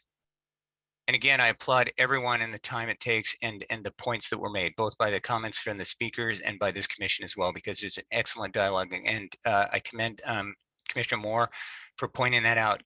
Commissioner Urbanski, I love the comments, the feedback, the observations. And I think the most important thing, one last thing on that, is that I was able to do some discussions and I met with the mayor. And one of the best things about this commission and the boards and commissions across the city, but especially this one, this group of people is a very diverse background with a lot of information and a lot of focus. There are cyclists, there are pedestrians, there are drivers, there are commuters, there are people who work at home, there are people in the neighborhood, there are people with children. This is such a dynamic, incredible, diverse group that they bring that together. And I think you guys need to be commended for that. And it's a privilege to serve, because you're doing exactly what we need, is somebody to help work on a solution and benefit our community. So I'll leave it at that. Next up, I believe we had a presentation, Mr. Khasho. Where did my... Mr. Chair, yes, we have a presentation. It's the Downtown Parking Management and Action Plan draft and recommendations. We have with us our city parking manager, Molly Rabinovitz, and we have Chase Landrey from Community Development. And also we have our consultant from DIXON Resources Unlimited. I believe Julie Dixon. Thank you, and appreciate everybody returning. I do know that we've seen some familiar faces, so welcome back, and thank you everyone for your time and patience as we work through everything. It looks like, Molly, are you kind of leading this effort? So, all right, well then please begin. I'm going to kick off introductions, and then I'm actually going to let Julie lead this effort as our wonderful parking consultant. But thank you all for having us. I know you've already had a long evening.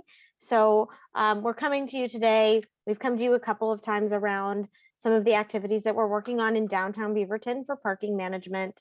And after a couple of rounds of community engagement, we have draft recommendations that we are putting forward into a draft plan that will hopefully move through work sessions with council, with the Beaverton Urban Redevelopment Agency, and in May, and then hopefully a plan adopted in June. So with that, I'm going to let Julie take the lead on presenting all of this information.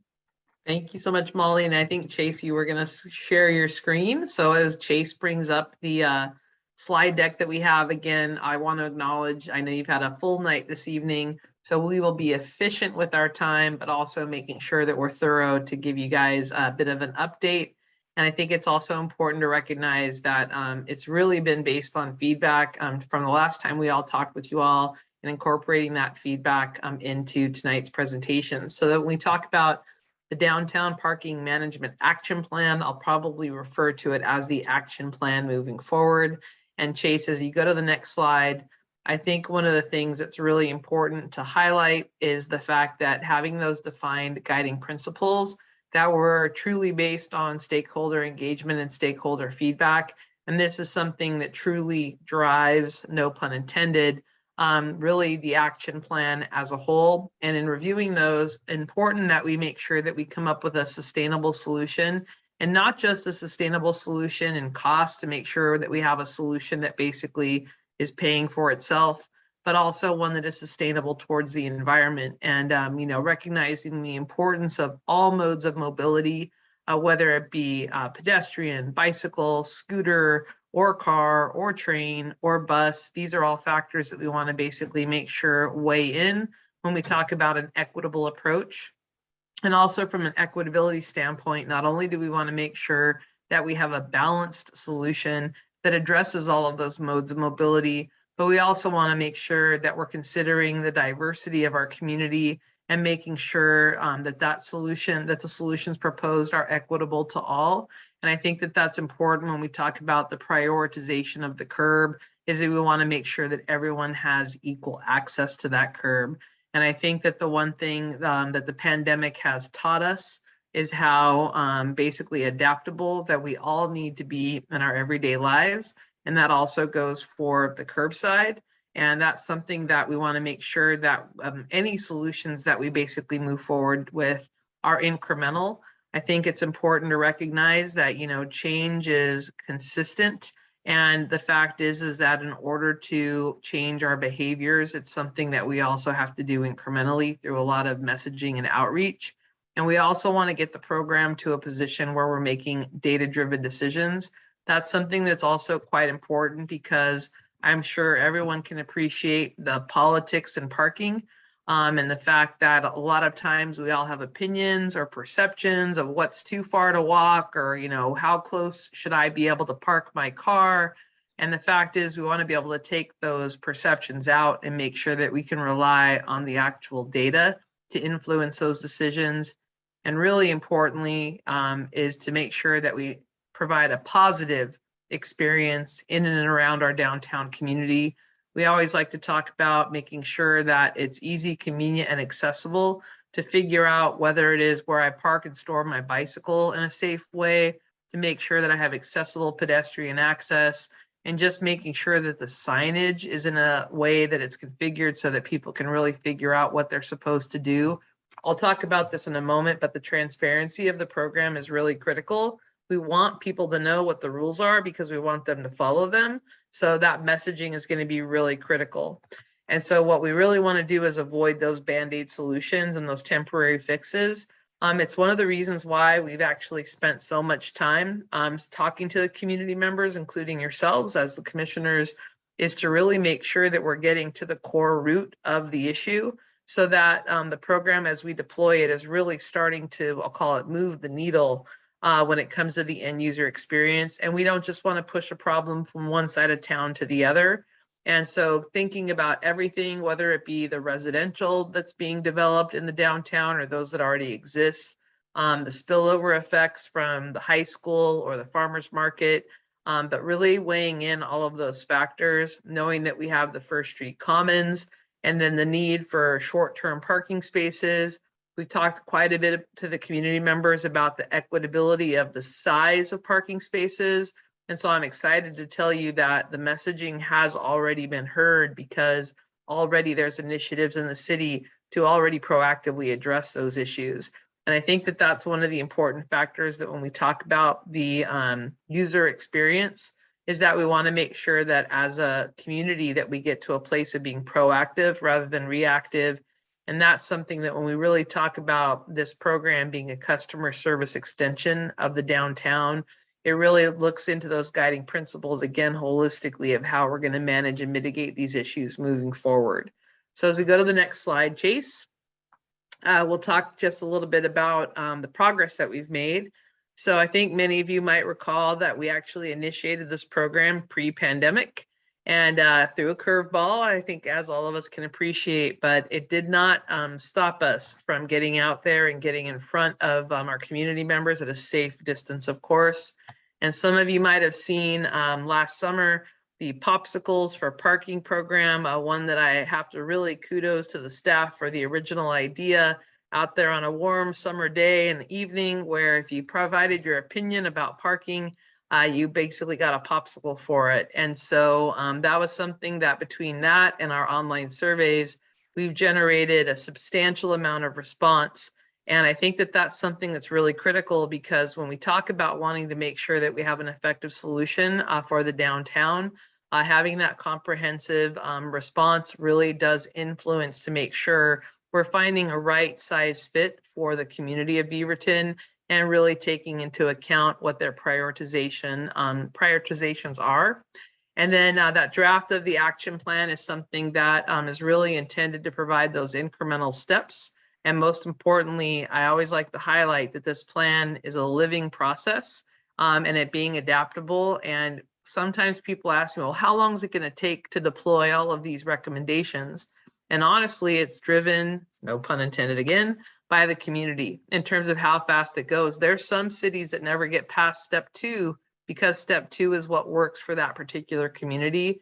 And I think that that's really important when we talk about the customized solution that we have outlined in that plan. Some of you may have visited the new parking garage and experienced some of the access control equipment, which is basically the gate arms and the associated infrastructure in the parking garage. I'm also pleased to report that the city selected, through competitive procurement, a parking operator who will support the enforcement pilot throughout the downtown, or I like to call the compliance pilot. And then we've had ongoing community meetings, including a few outreach meetings in March. So as we go to the next slide, I thought we'd just give you some of the high-level strategies that are tied into the program. One of the things too is really consolidating the public parking supply and making sure that we are encouraging basically safe travel in and around the downtown, whether it be pedestrian or other modes of mobility. And we really, again, want to make sure that folks are leveraging the Park Once approach, which basically encourages, especially our downtown employees, to park in the perimeter locations. And we've definitely heard loud and clear the need to have better lighting, improvements on our sidewalks, so that those that do park in the remote locations can have safe passage to their destinations. We want to make sure, like I mentioned about the space sizes throughout the downtown, is that there was some consistency there, but also making sure that we have equitable distribution of short-term parking spaces that can really allow for that quick turnover for people who maybe need to run in and pick up their dry cleaning or a meal perchance. And then also disability access is making sure that we have spaces located throughout the downtown that provide accessibility for those in need. And something that's on there that a lot of folks ask about is the no reparking policy. Not to get too deep into parking theory, but the reason why we have time limits is so that people will come in and park, complete whatever transaction they're looking to complete in the downtown, dining at a restaurant, shopping at a store or two, but also being able to turn that space over so that you can actually open it up for the next guest or customer. And so the no reparking policy is basically one that is a compliance tool that prevents myself as an employee from just moving my car from one parking space to another. And it's been a really effective way of being able to mitigate those challenges in the downtown. I already talked a little bit about the data collection, but one of the things I like to highlight about data-driven decisions is the importance of transparency in the program. There should be no secrets when it comes to parking management. We want everyone to know what the results are. We want everyone to know what the rules are. And so the more information that we can put out there, the better. I mentioned the importance of an employee parking program and identifying affordable locations where our employees can park for the long term.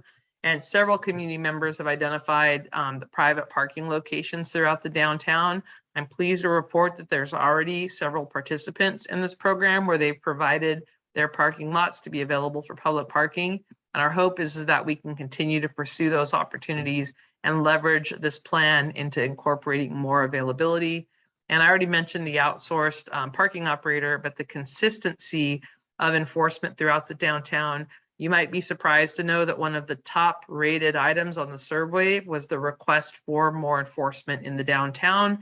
And I think it's important that the program will take a customer service approach towards that program, knowing that we'll have the technology to identify if a car has never had a warning notice before or had a citation before. Those are the types of tools that will make sure that are very customer service oriented so that we can educate and inform the public so that people, again, know what the rules are. Next slide, Chase. So Streamline Operations, just a couple of the technology details that come along with it. If we do end up with the employee parking permit program, offering online solutions, making it easy to self-manage your program. For the data collection piece of it, leveraging license plate recognition technology. I think it's important when we talk about the what's also known as LPR technology. Those cameras are utilized to identify the license plate as a unique identifier for where those vehicles are authorized to park. And basically there's no looking up of plates or running the DMV or anything like that. So I think it's important to reemphasize the security and safety of the program. And then we're also looking to hire a parking coordinator to help manage the program in the near future as well. Next slide. And so data-driven decisions, I won't dwell on this too much because I know we're getting later into the program, but this is really what will help direct the program in the future. A lot of folks say, well, does this mean we're getting meters tomorrow? That's actually what will be dictated as a result of the occupancy. Some of you might recall the previous conversations when we talked about 85% occupancy. When your curb spaces or block spaces start to meet 85% occupancy, it basically means you're near at capacity. There's several other parking management exercises that we need to go through, which include identifying where employees are going to park before we get to that place. But there's definitely steps that'll go through to evaluate that process. So the data is going to be very important to help inform and encourage what those next steps should be. And we also know the importance of being able to identify those long-term spaces and utilizing parking guidance or wayfinding, or what I like to call breadcrumbing, to those particular locations. And I mentioned that anything we can do to identify additional parking supply, and again, making sure we have equitable distribution of parking spaces, including ADA stalls. Next slide. So a couple of the additional strategies is, again, looking at the layout of the spaces, anywhere that we can incorporate car sharing into new developments, especially the fact that you guys do have commuter rail in the downtown. That's honestly a real gem that we don't always get to have in communities. So to be able to take advantage of that, I think everybody can appreciate there's a lot of electric vehicle infrastructure happening at the federal level. And this is something that we're hoping to encourage the increase or expansion of those EV options. And then what you see there on the right side is an example of what we call a micro shuttle.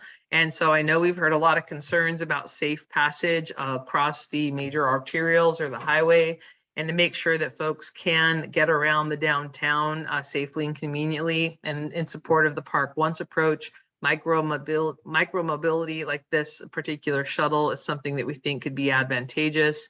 And then recognizing the importance of all modes of transportation, especially biking, and making sure that we have secure bike parking locations for those that do ride their bike, and making sure that we have secure bike lanes for those as well. Next slide. And so in terms of next steps, presentation, here we are. We're excited to be here.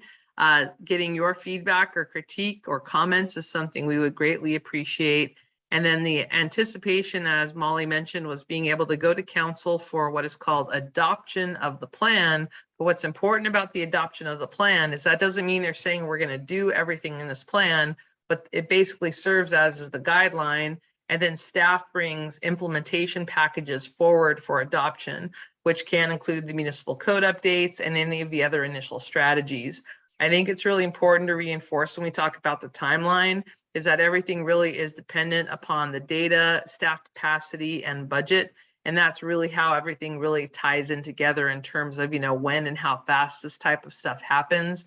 But I think the one thing to really reinforce is the fact that stakeholder engagement doesn't end here.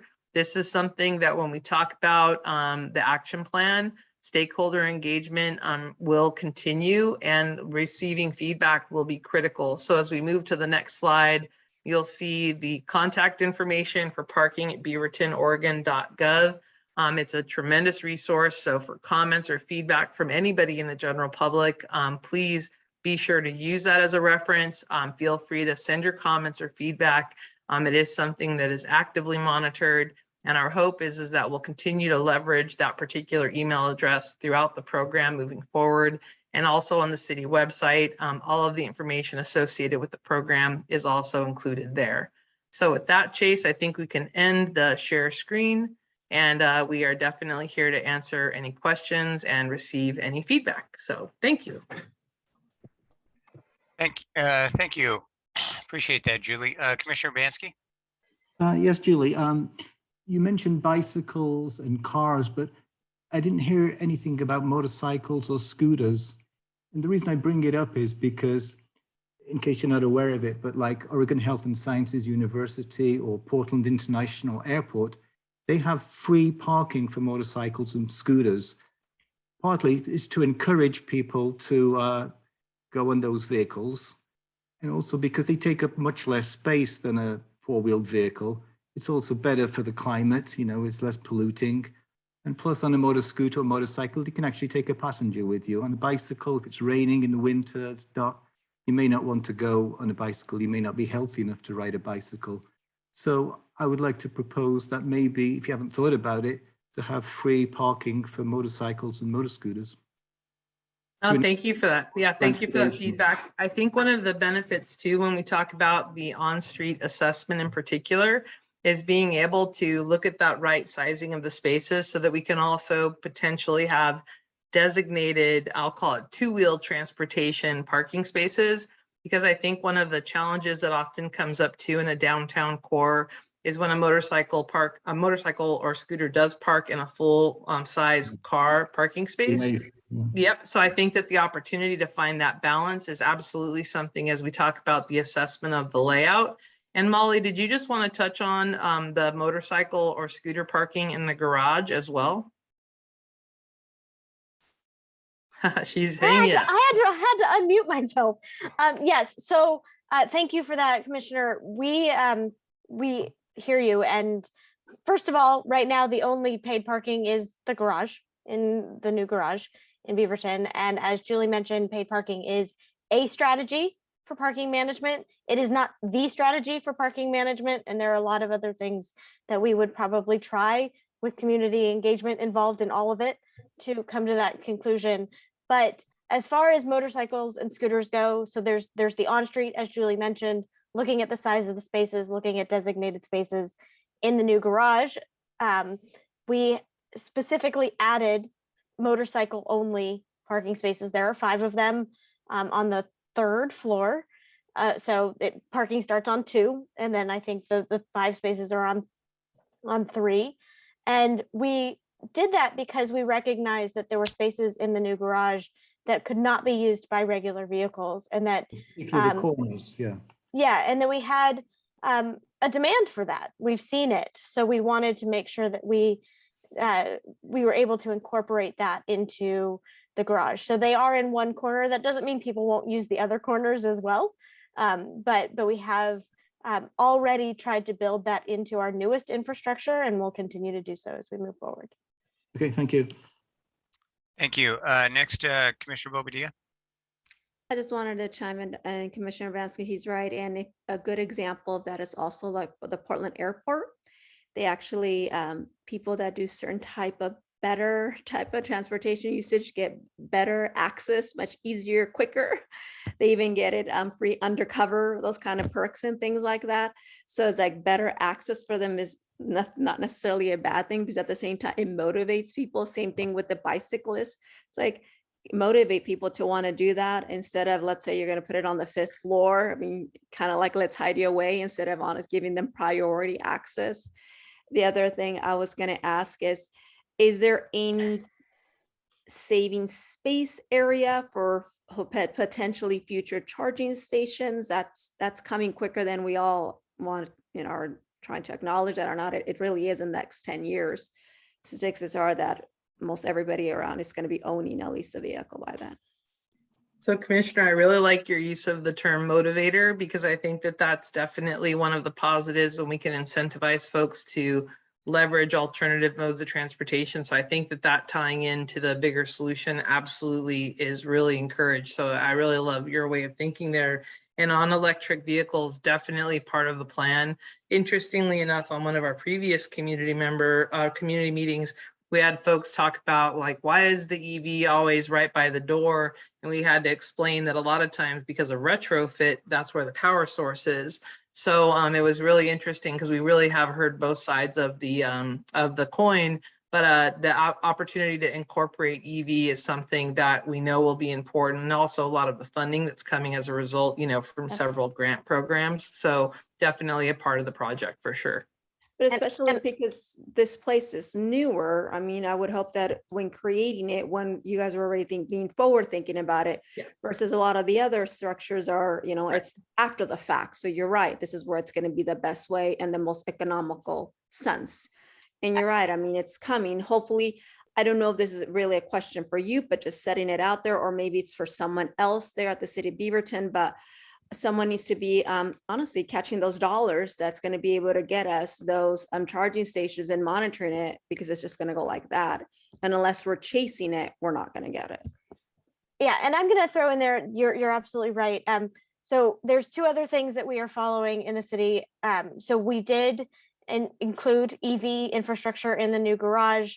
We are retrofitting some of the infrastructure on city facilities. Right now, we've learned from a lot of the EV providers that they prefer head-in parking because of where all of the chargers kind of fit into the machines. So retrofitting on-street parking for EV is actually more challenging because of the actual equipment that's currently available. But when it comes to new buildings, there's actually an Oregon building code that requires certain cities to provide up to 20% of EV infrastructure readiness, meaning that the wiring is there and the electrical capacity is there, to bring forward EV for up to 20% of the parking that's required for that. And the city of Beaverton is not one of the mandated cities as of right now. However, when we built the garage, we went ahead and followed that requirement because we knew that that was an important piece of the pie, and we would like to continue to encourage new developments, new infrastructure to come in and to take advantage of that. And I will say that one of our spectators tonight is helping me along in EV. She's just here as a guest, but she is a city staff member that is helping me with EV, and as well as our sustainability group. They are also involved in our EV efforts and are continuing. We're all kind of working together to look for those dollars, whether they're state, federal, or local, and working forward with EV. It is, we hear you that it is a priority. So thank you. If I can add on that, Jabra, I'm sorry, more work then. If the city of Beaverton doesn't have that already in our code, and I thought that's things were coming in the works, that our codes were going to get revised or something, probably something that we should have on there, adopting it is in that new buildings, private construction, whatever, should be already ready to be able to do these kind of charges, just as Molly was indicating. Because it sounds like the city of Beaverton did it out of kindness, not out of requirement. And we know that especially when construction happens, when it's talking about financial money, it's not always kindness of their heart that they want to do things. They do it because they're mandated and figure out how to do the least possible. Just, you know. At this time, we rely on the state requirement to add the conduit and the wiring. But I believe in the future, it will be part of the development code, that it would be required, even for a single family home, probably it would be required to have a charging station there too. Can we also just make sure, not, I'll open the floor to everybody else. Sorry for just overtaking it all of a sudden. I would have hoped that that charging fee that's collected then would somewhat come back to the city of Beaverton, that we're not going to just give it away, because we need to keep, eventually that's what's going to happen, and we need to use it for our transportation, right? Okay. Yeah. Thank you. Next up, Commissioner Miranda. Okay, so I have, I think, one easy question and then two tough ones. So hold on. One is the micro shuttles that you were talking about, why would we pay for that as the city? Or maybe that's actually also a tough one, but why would we pay for this as the city, for these micro, because it looked like it was free or something. Maybe that was just a misconception. Do you want me to, I'll go question at a time? Sure. So basically it's not necessarily free, just to say, but one of the things that when we talk about kind of connecting that last mile, especially when you want folks to park remotely, it really comes down to some of the return on investment in terms of that bigger model. There's a lot of opportunities out there when it comes to micro shuttles with the branding or wrapping of the shuttles that can also be funded through advertising. But also depending upon the programs moving forward, when we talk about a sustainable solution, that could potentially be funded out of things like the employee parking permit program. You know, there's ways to bring it in so that it basically does pay for itself in some cases. Also, when the city has special events or things that if, you know, we have closures or things that require folks to park more remotely, that can also be funded as a result of permit fees associated with special events. So there's actually a number of ways that other communities have done it quite effectively. They've also started small, where in some cases the shuttles only run like 2 or 3 day premium days a week. It's really about advertising and make sure that people understand that the resource is there. But the further we ask people to park away, that's why that safe passage is so important. So whether it's free or not, those are all details that can absolutely be identified when those options are considered. I see. Okay, good. Okay, so is there already, I mean, now there's a follow-up question, so sad. But anyway, is there a setting for how far away is far away? I mean, you said something, a mile or so. No, it's a great question. So the typical standard for the industry is that people don't want to park more than 2 to 3 blocks from their destination. That's really the standard of what the feedback is from the surveys as well. And in some cases, if we're going to ask folks to park, you know, where the farmer's market occurs in the library parking lot, that could be substantially more than, you know, 2 blocks for some businesses or some employees. So those are the reasons why we talk about the importance of making sure that the lighting and the conditions associated with that passage need to be addressed, because we have folks really identifying the fact that if you want me to park out there, you've got to make sure that, you know, I could feel safe and secure in that passage.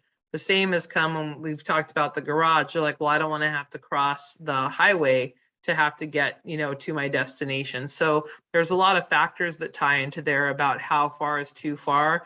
It's tough to necessarily just put that measure because there's other environmental factors. If it's snowing, if it's rainy, you know, there's many details that I think affect all of us and how I'll park during the summertime versus how I want to park during the winter time versus when it gets light, when it gets dark. So I think that that's a lot of the details why those micro shuttles also can prove to be a tool in the toolkit as to how you can address some of those concerns as well. So I can't say that there's any like perfect answer for what that is.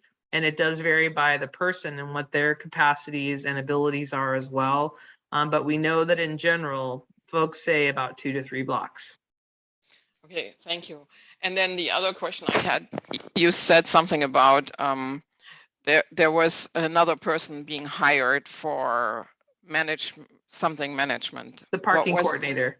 Mm-hmm. Parking coordinator. That's a staff person for Beaverton City then? Yes.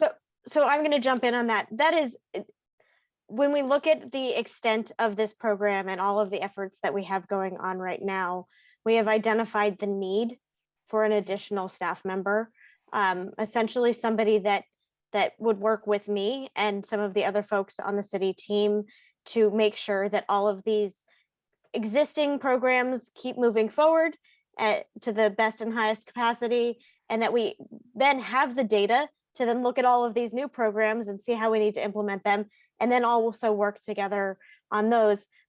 Plus, you know, all of this is very downtown focused right now. That doesn't mean it's always going to be downtown focused. So yes, it is an additional staff person. The timing of that is all based on budget and all of that fun stuff. So when that person will happen is still to be determined.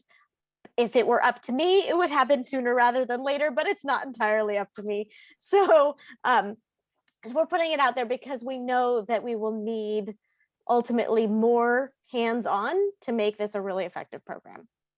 Yeah, thank you. And then last question, and this is not about DIXON parking consultant, because Julie, you are doing, I mean, it's really amazing. You're giving me all the answers I wanted to hear. I mean, you're like, I want to hear what's there. But you guys are, Emily and Julie are consultants, so that's temporarily, and you will leave at some point, right?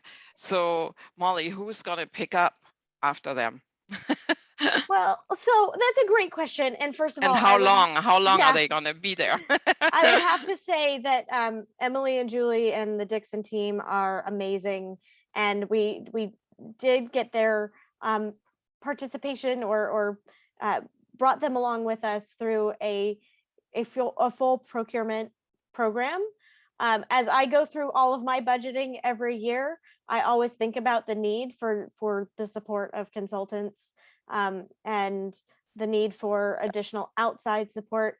I will not toot my own horn here, but I actually spent the first 12 years of my life as a consultant writing these things that Julie and Emily are writing for us now.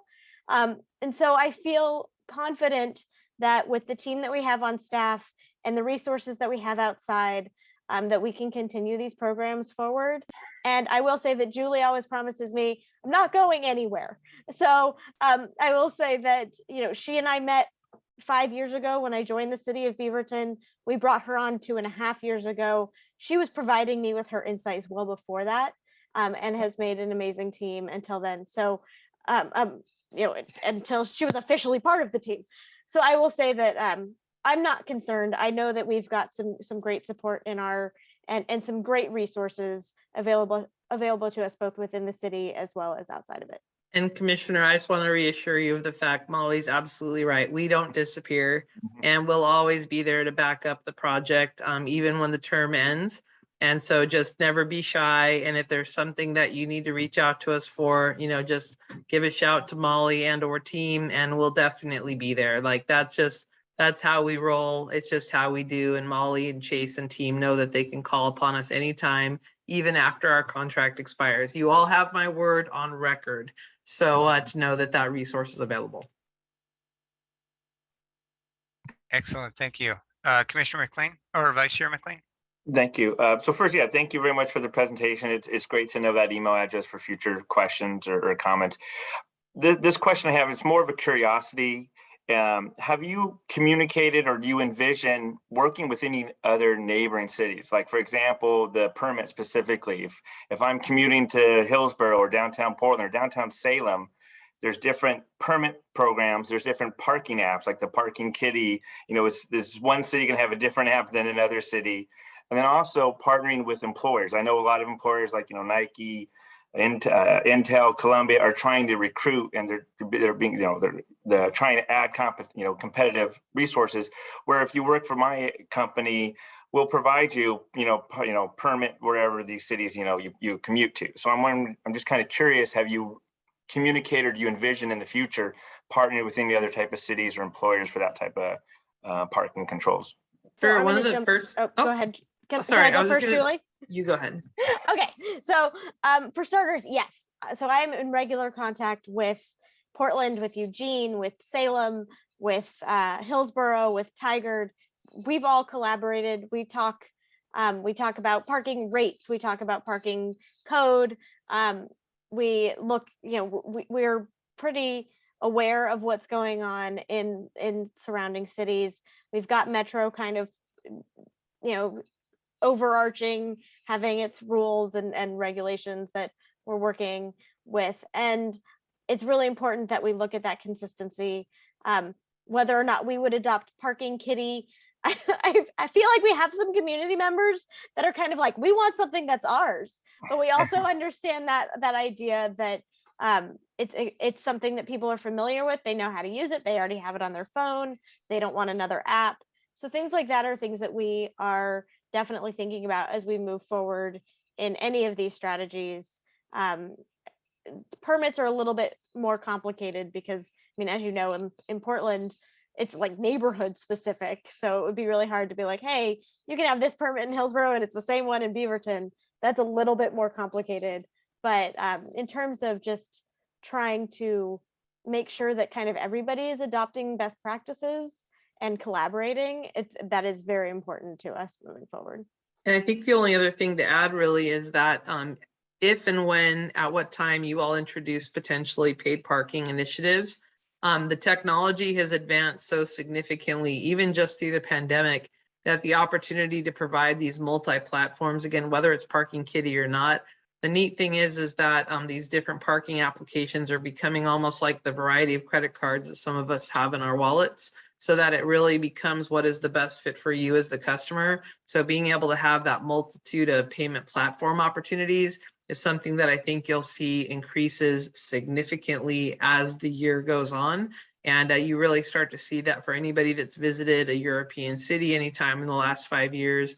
If you ever had to pay for parking, you actually have 6 different apps that you can choose from. So just like picking Visa, MasterCard, or American Express, you pick the application that works best for you as a consumer. So I think that that's some of the initiatives that we're going to start to see coming into the United States, and the timing for when your program, or if your program, goes in that direction. It just provides more opportunity. And to your point about major employers, the opportunity to tie in the employers, when we talk about employee parking databases, there's a multitude of options when it comes to the permit configuration, so that business owners can buy the permits for their employees, and you can also leverage it so employees can buy their own permits.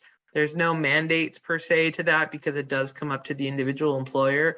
But we have found through making permits affordable that it does encourage employers to supplement those opportunities. But I think that that's some of the initiatives that you'll really start to see as the program starts to roll out as well. But that affordability aspect is the key. If we want people to participate, we've got to make sure that it's attainable as well.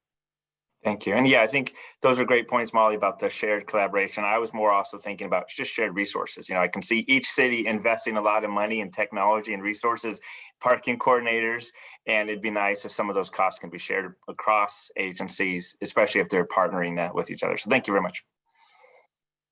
Thank you. Commissioner Moore? Thank you.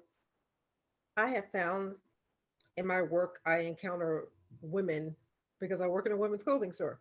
And many women express a major aversion to being in a parking garage, mostly because they feel unsafe. And I heard some conversations about lighting.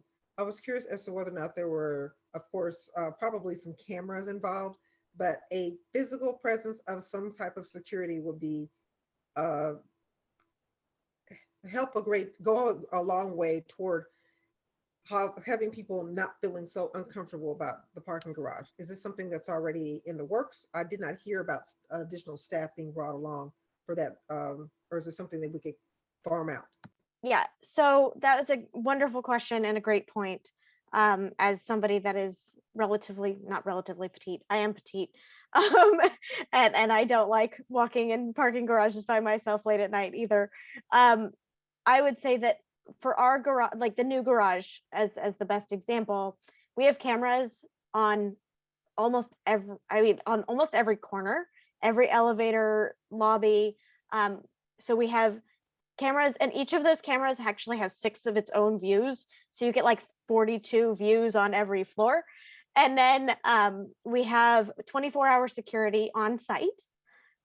So we have somebody that does a walk around every hour, and they're out there, they're available.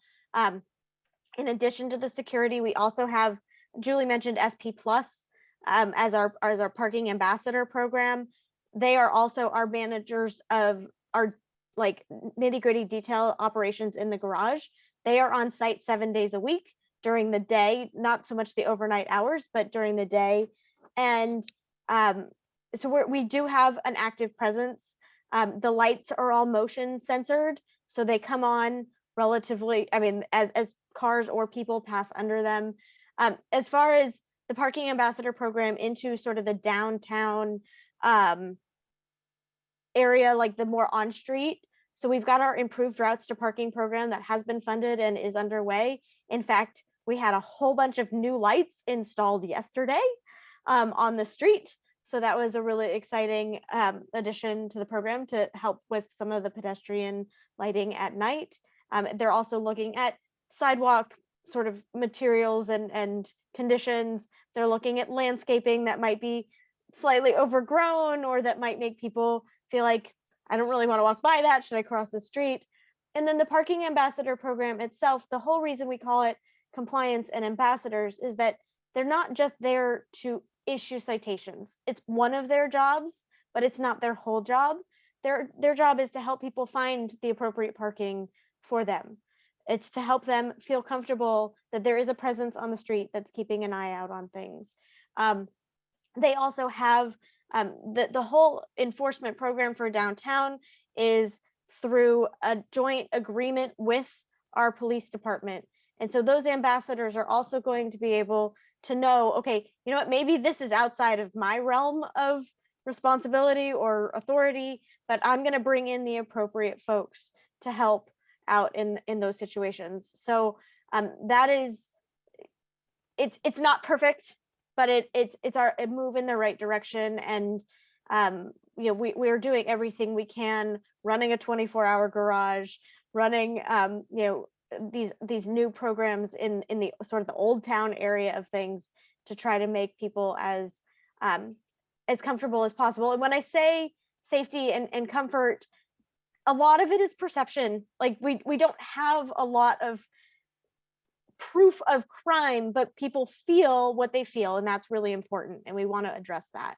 So that's sort of where we are moving towards, using our parking capacity and management strategies to also make people actually not want to be in their cars to go out and walk around. Thank you. Sure. If I could say too, Commissioner, please continue to raise your voice and concerns and needs there. You know, every year as budgets come up and things are going on, it's always looked at for these expenses like security and other matters. And it's important to hear the voices of everybody, especially people who have concerns about safety, about the need for that. So thank you for sharing that tonight, and please continue to do so. Thank you. And I think that's a great point too, that questions and comments by the community, anybody can use that parking email. Is that correct? So yes, so anybody that has a question or comment or concern from the audience that is interested in that, you can always bring that up, as well as I think anytime, as we've noted, you can also reach out to Mr. Khasho if you have a question about traffic process as well. I did have a couple of comments as well. Were there any other right now? And that was there's been a lot of talk about the Performing Arts Center. There's been a lot of talk about the development that's going on in there, the hotel and all that. I'd like to see it addressed, what the vision is for that, because if you hear how great and grand and busy it's going to be in there, along with the food court that can't have a, as we learned, can't have a stop sign on Rose Beachy. Rose Beachy, thank you, crossing Milliken. In addition to that, in addition to the work, to the limited on-street parking, to the permit parking for in there, I'd like to see some of that raised and addressed, because people are going to try and figure out how to not have to pay to use the Performing Arts Center, which will have, I guess, a whole bunch of stuff. It's booked all the time, very busy, wonderful things going on there. So I'd like to see that kind of addressed as a whole. The other one, I didn't see any mention at all of the loop program. So I'm curious how that will be incorporated later on, and you don't have to answer now, but the entire loop program is talking about redesigning the entire street, changing the lanes, changing the options for parking. That not mentioned anywhere at all in here of what the vision is for how you're going to coordinate for that. Another one was the open market closed streets.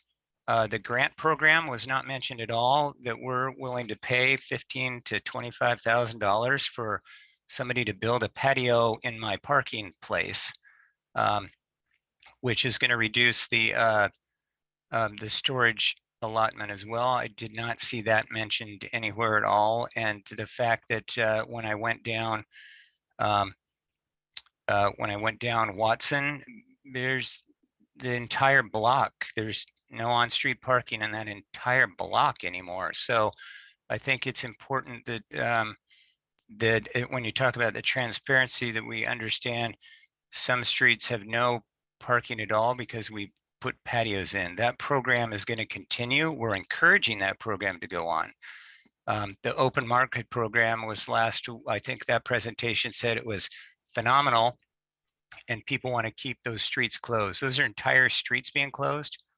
The on-street parking, being able to put in a patio, and then just certain areas are going to have a huge focus. If the farmers market comes back, how far away are people willing to go? I know that the library is going to be open again, and people are going to be frustrated that they can't park at the library because somebody's like, well, I'm parking at the library because I'm just stopping at the farmers market, but I'm really going to go to the library. So I'd like to see some of those brought up in the presentations for how those are addressed, because there are other programs going on and we don't interact between any of the programs at all. The Loop program has not talked about the parking, about the DPMAP. I don't know what you're calling it, but I didn't see in the presentation that I saw for that any kind of comment at all. The change to some of the work and construction that's going on. I know there were also some comments about what to do about walkability. There's also and again, like the Loop, when I saw that, I didn't see anything about changing parking. And the big one was that entire area of what we're talking about is the dynamic growth with the hotel, with the performing arts. Nowhere in there about the flow. I think the property adjacent to the Beaverton Transit Center stop, my understanding was that was finally had some sort of vision for development as well. Haven't heard anything about how we're going to mitigate some of those, because I can see people pouring over across Center Street in order to park wherever they need to for free, especially with the change that we saw in Mr. Khasho's report, that on-street parking is now, or off-street parking is being reduced, and the requirements for that at the state level are also being dropped. And we're rezoning the entire city for any of the homeowners in the residential areas. I did not hear any of those combined for what some options were. So I'd like to see that kind of added in about how each project is going to affect everybody else's project. Thank you for that. Just so you know, Julie and her team have been working with all of our other projects. We're not doing this in a bubble. I reassure you, we are. They were given a list of a 3-page long list of all of the projects that were ongoing or starting up in the city when we initiated this project, and we have continued to revise that. We are working with the Loop. We are working with these new development codes that some of them are very new. Like we're hearing about them, like the DLCD rules and things like that are coming about and coming down the pipeline in the last few months. I will, I hear you, and I appreciate the need to address each of those. Some of these strategies, things like looking at the curb space and how it's used, are a reflection of that change due to the Open Air Beaverton program, and seeing how that loss of parking has impacted folks as they try to access the businesses in downtown.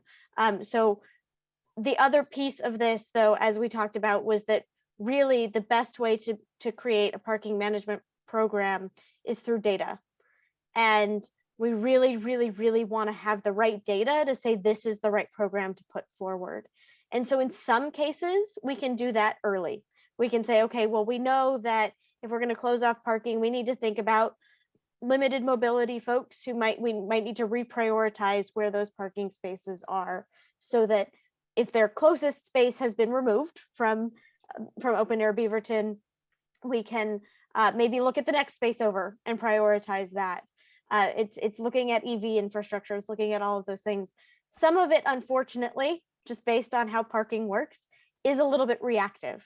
So we need to see, with proper compliance, with proper enforcement, like consistent enforcement, what that turnover is, what that utilization is, where those hotspots are, so that when we come forward to you all with one of these many recommendations that we want to actually implement into a program, that we can say, we know that part of the loop has already gone in, and this is what we're hearing from the community. So this is what we want to try to do to remedy that. And some of those things, like I said, we can do sort of forward thinking. Some of them, we really need to see the impacts and to see how that ripple effect works for us to come back to you all with a solid program.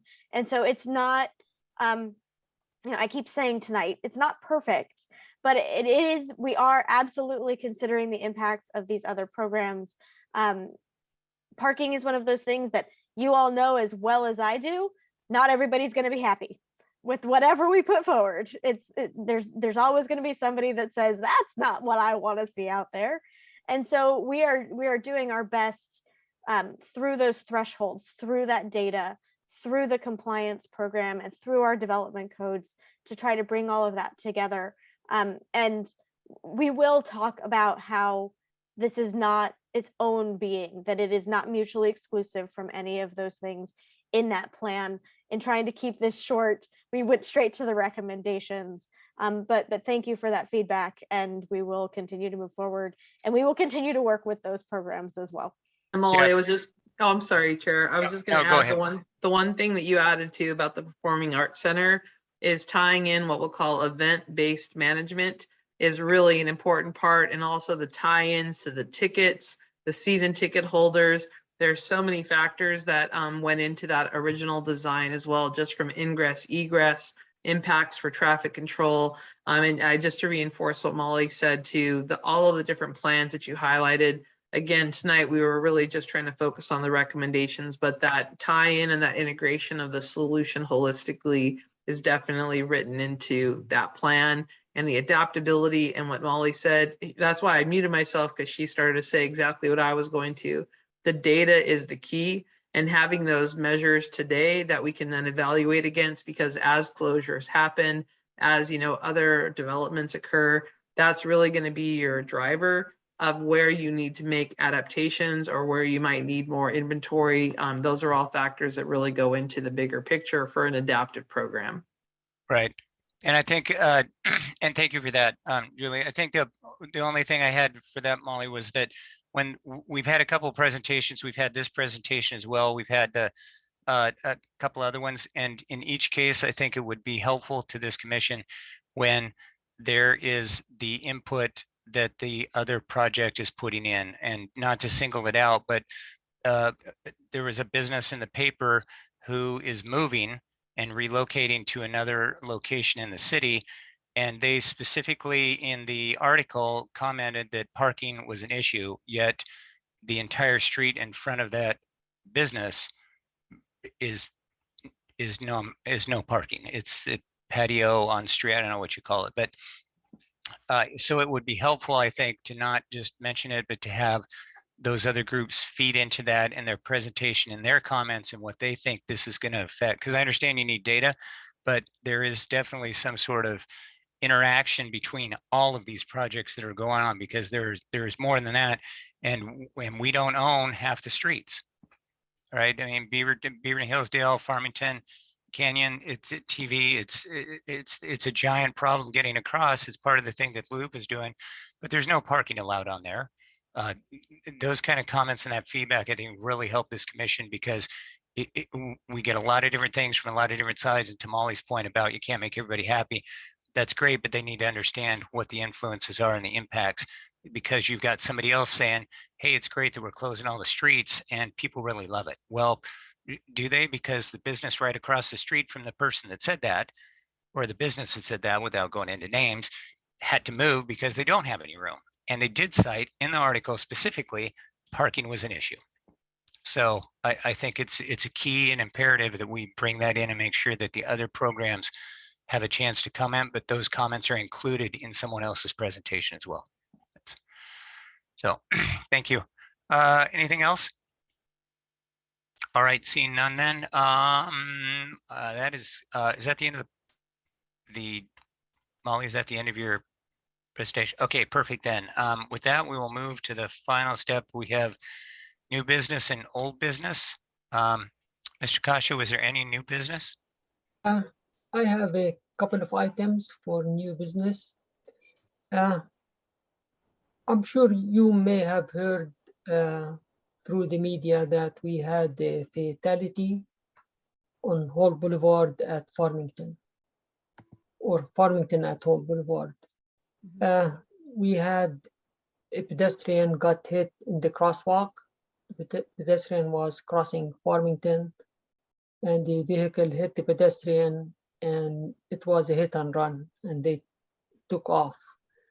I only saw the initial report on the crash.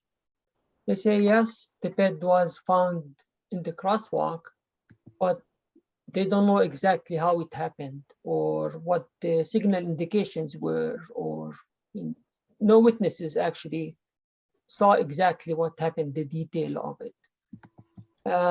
Unfortunately, it happened. And as you know, we don't get these in the city. I mean, it doesn't happen often that we have a fatality, and especially a pedestrian getting hit like this. I don't know if Sergeant Shah has more information about this crash, but that's all what we received in engineering at this time. I can fill you in a little bit. I won't go into tons of detail because I think there's probably going to be some litigation about it, but it was a hit and run to begin with. The person came in and turned themselves into us the following day after seeing the media attention that it had. So we aren't currently looking for anybody. It is going to be reviewed by the Washington County District Attorney's Office for criminal charges to see if they want to file anything out there. That's sure standard procedure when it comes to anything this serious. But yeah, they were turning left from southbound Hall onto Farmington, and the pedestrian was in the crosswalk going south, same direction as the car was going, and was struck in the crosswalk and perished there. Sergeant Shaw, do you know the time of day of the incident? Was it like light out, dark out? It was, I forget what they call it. It is, sun wasn't up, but there was light in the sky based on it not hitting the horizon yet. So it was right there in the middle. Yeah, and interesting enough, within, I think it was 15 minutes or so, Hillsborough also had a fatal bicycle car crash on Rue Bridge Road in about the 15-minute time period that ours happened also. So it's very unfortunate. The second item is the city now is transitioning to go back into the office, and we're going to start April 11th, actually. Employees who choose to work in the office, some will be working full-time from the office, some will be hybrid. You know, there isn't a set number of days, you know. They just left it to the employee to choose, you know, which days you would like to work from home or you don't like work from home. For example, I choose to work in the office all week long. Some of my staff will be working also 5 days a week in the office. Some they choose 1 day from home or 2 days from working from home. So with that, also City Council, they started doing their meetings, hybrid meetings. They meet in person in the council chamber, but also the virtual option is available for people to testify if they want to, or if they want to speak to the council. So for the boards and commissions, we are in transition. So potentially we will go back in person. I don't have the detail exactly, you know, but I would like to get your opinion on it. Are you ready to go back to in-person? Any concerns about this? I think think about it, and the next meeting, maybe we'll have a small discussion. So we'll have everybody's opinion after you give it a thought, and we'll go from there. I don't guarantee that, it will stay hybrid or virtual. Sometimes we hear, that it's got to be a certain way, and that's what they'll do. So. All right. Zoom is better. Sorry, say that again. I like virtual better. That's all I have to say about that. I love to meet everybody sometime, but I prefer virtual. So how would that that is something that would be decided later then, Mr. Khasho, or how is that going to play out then? Are they asking the commission to come back in? Eventually they will, but before I give an opinion on it to the neighborhood office, or so I would like to hear your opinion, and then I'll tell them what you think, and we'll see how at the end things will pan out. We might go back for as we used to do it 2 years ago in person. I'm not sure, but there is a potential that it could be hybrid. But the definite answer for this at this time, I don't have. Okay, thank you. Comments by anyone? Thoughts? I'll comment. I just think eventually it's got to go back to what life was. We're all in our comfort zone. I'm not gonna lie, it's comfortable. Certain things, especially when it's a long late night, it's like everything. You got to transition. What we've been doing in some other committees and boards is a suggestion is it's even the public is we're kind of like warning people, giving everybody some comfort time to get your brain ready and process. It's coming. We're going to do this starting in the fall, kind of, that's like where everything starts again all over.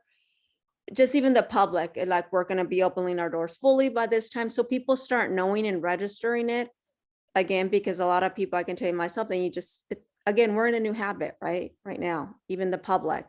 You can put notices, you can do all that, and people will ignore them, right? So, and when all of a sudden they pop in and you just tell them we need to be a recording, whatever the decision is. Yeah. Necessarily that we need to go back to where we were. We have proven that we can work this way. So it's kind of like going back to that. Why? It's not really needed. I mean, like the openness there.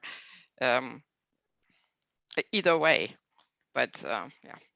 I understand. Yeah, go ahead, Vice Chair. Oh yeah, I was gonna say, Chair, I think there's pros and cons of both. I think having the flexibility or having a hybrid, you may get more participation, more public testimony for people that can't commute into that city council building.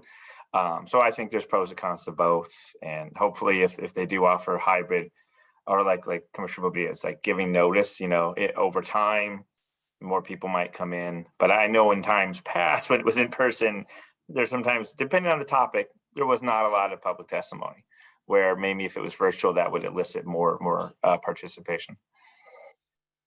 My concern about virtual, and I think if we continue anything virtual, sorry to just chime in on there with you, is tagging. We need some sort of a clock, because I feel like people aren't keeping their time when you're in person. And there's the little yellow light, green light, red, you're done. So we need, and you can do that. There can be a clock there, because then people know it. I saw that earlier, Chair. You were trying to tell her you're done, and she just kept ignoring you. I have one question before you continue.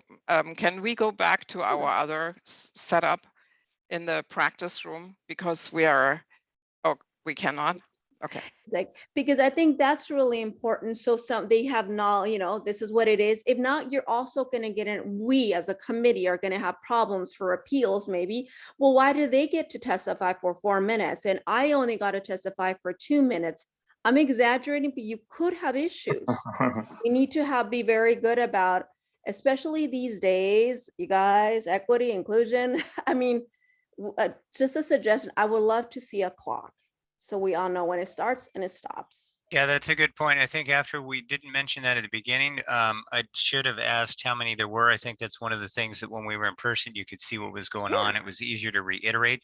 In fact, I had noted to Stephanie that we didn't have a clock. I started one here. And I think that definitely helped, but it was one of those things that we don't do. I think to Mr. Khasho's point, that's one of the reasons I think that in this environment, because of the nature of the pandemic, I think that there were certain times that it was important to allow follow-up conversation, only because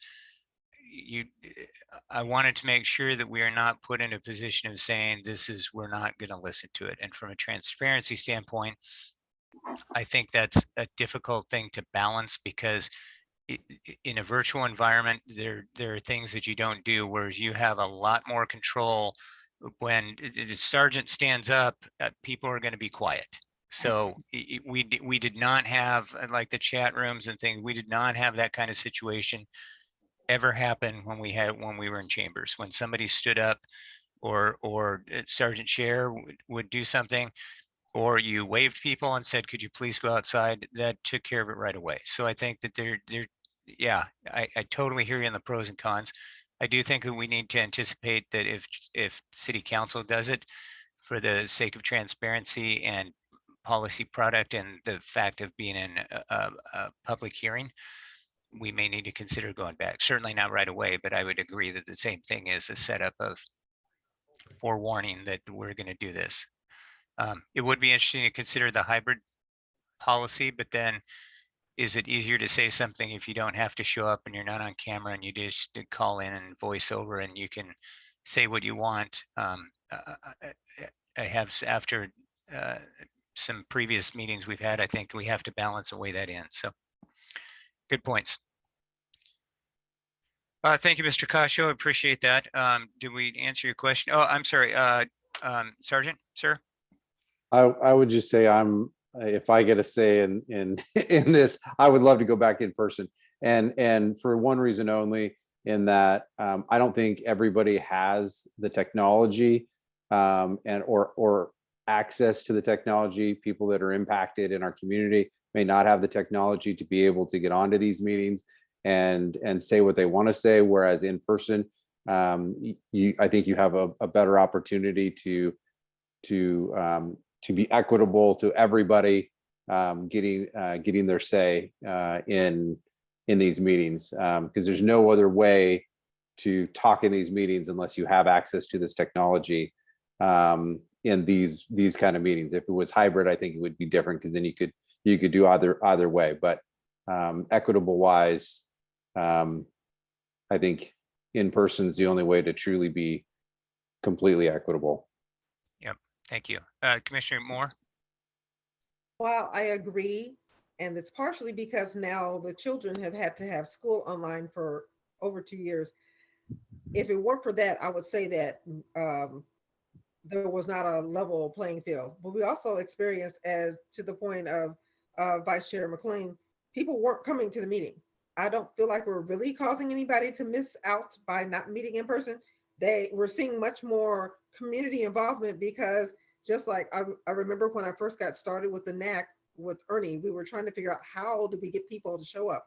They've got to get kids to bed. They've got to do all these different things during the time period when we're going to be meeting. And it's not at all convenient to show up in person. I think that what we're doing now is laying the groundwork for showing, as it was pointed out, that we can do it this way. I don't think it needs to be exclusively this way. I agree, Sergeant Shaw, that many people don't have full access to the internet, but I also know that those same people weren't coming to a meeting in person. So I'm not certain, other than making they can write a statement, they can still testify, they can still participate. I wouldn't say that that's a ground for why we need to meet in person, but I certainly agree with you that we do need to have some opportunity to be able to interact in person and allow our the hybrid. I really like the idea of the hybrid, is what I'm trying to say. All right, excellent, thank you. All right, agreed. Anything else, Mr. Khasho? We will not be having a meeting next month, but probably we will have one in June. Okay, sounds good then. All right, is there anything else from anyone for new business, or is there old business to follow up on? All right, that being said, thank you so much, everybody. I appreciate your time and effort, the questions, the comments. I think it's an excellent dialogue. And again, you guys really, the diversity of the group and the comments and the questions and the follow-ups. This is a good chemistry. This is a good mix. It's really a good thing to see. So thank you much. With that, we're adjourned. And Stephanie, thank you so much for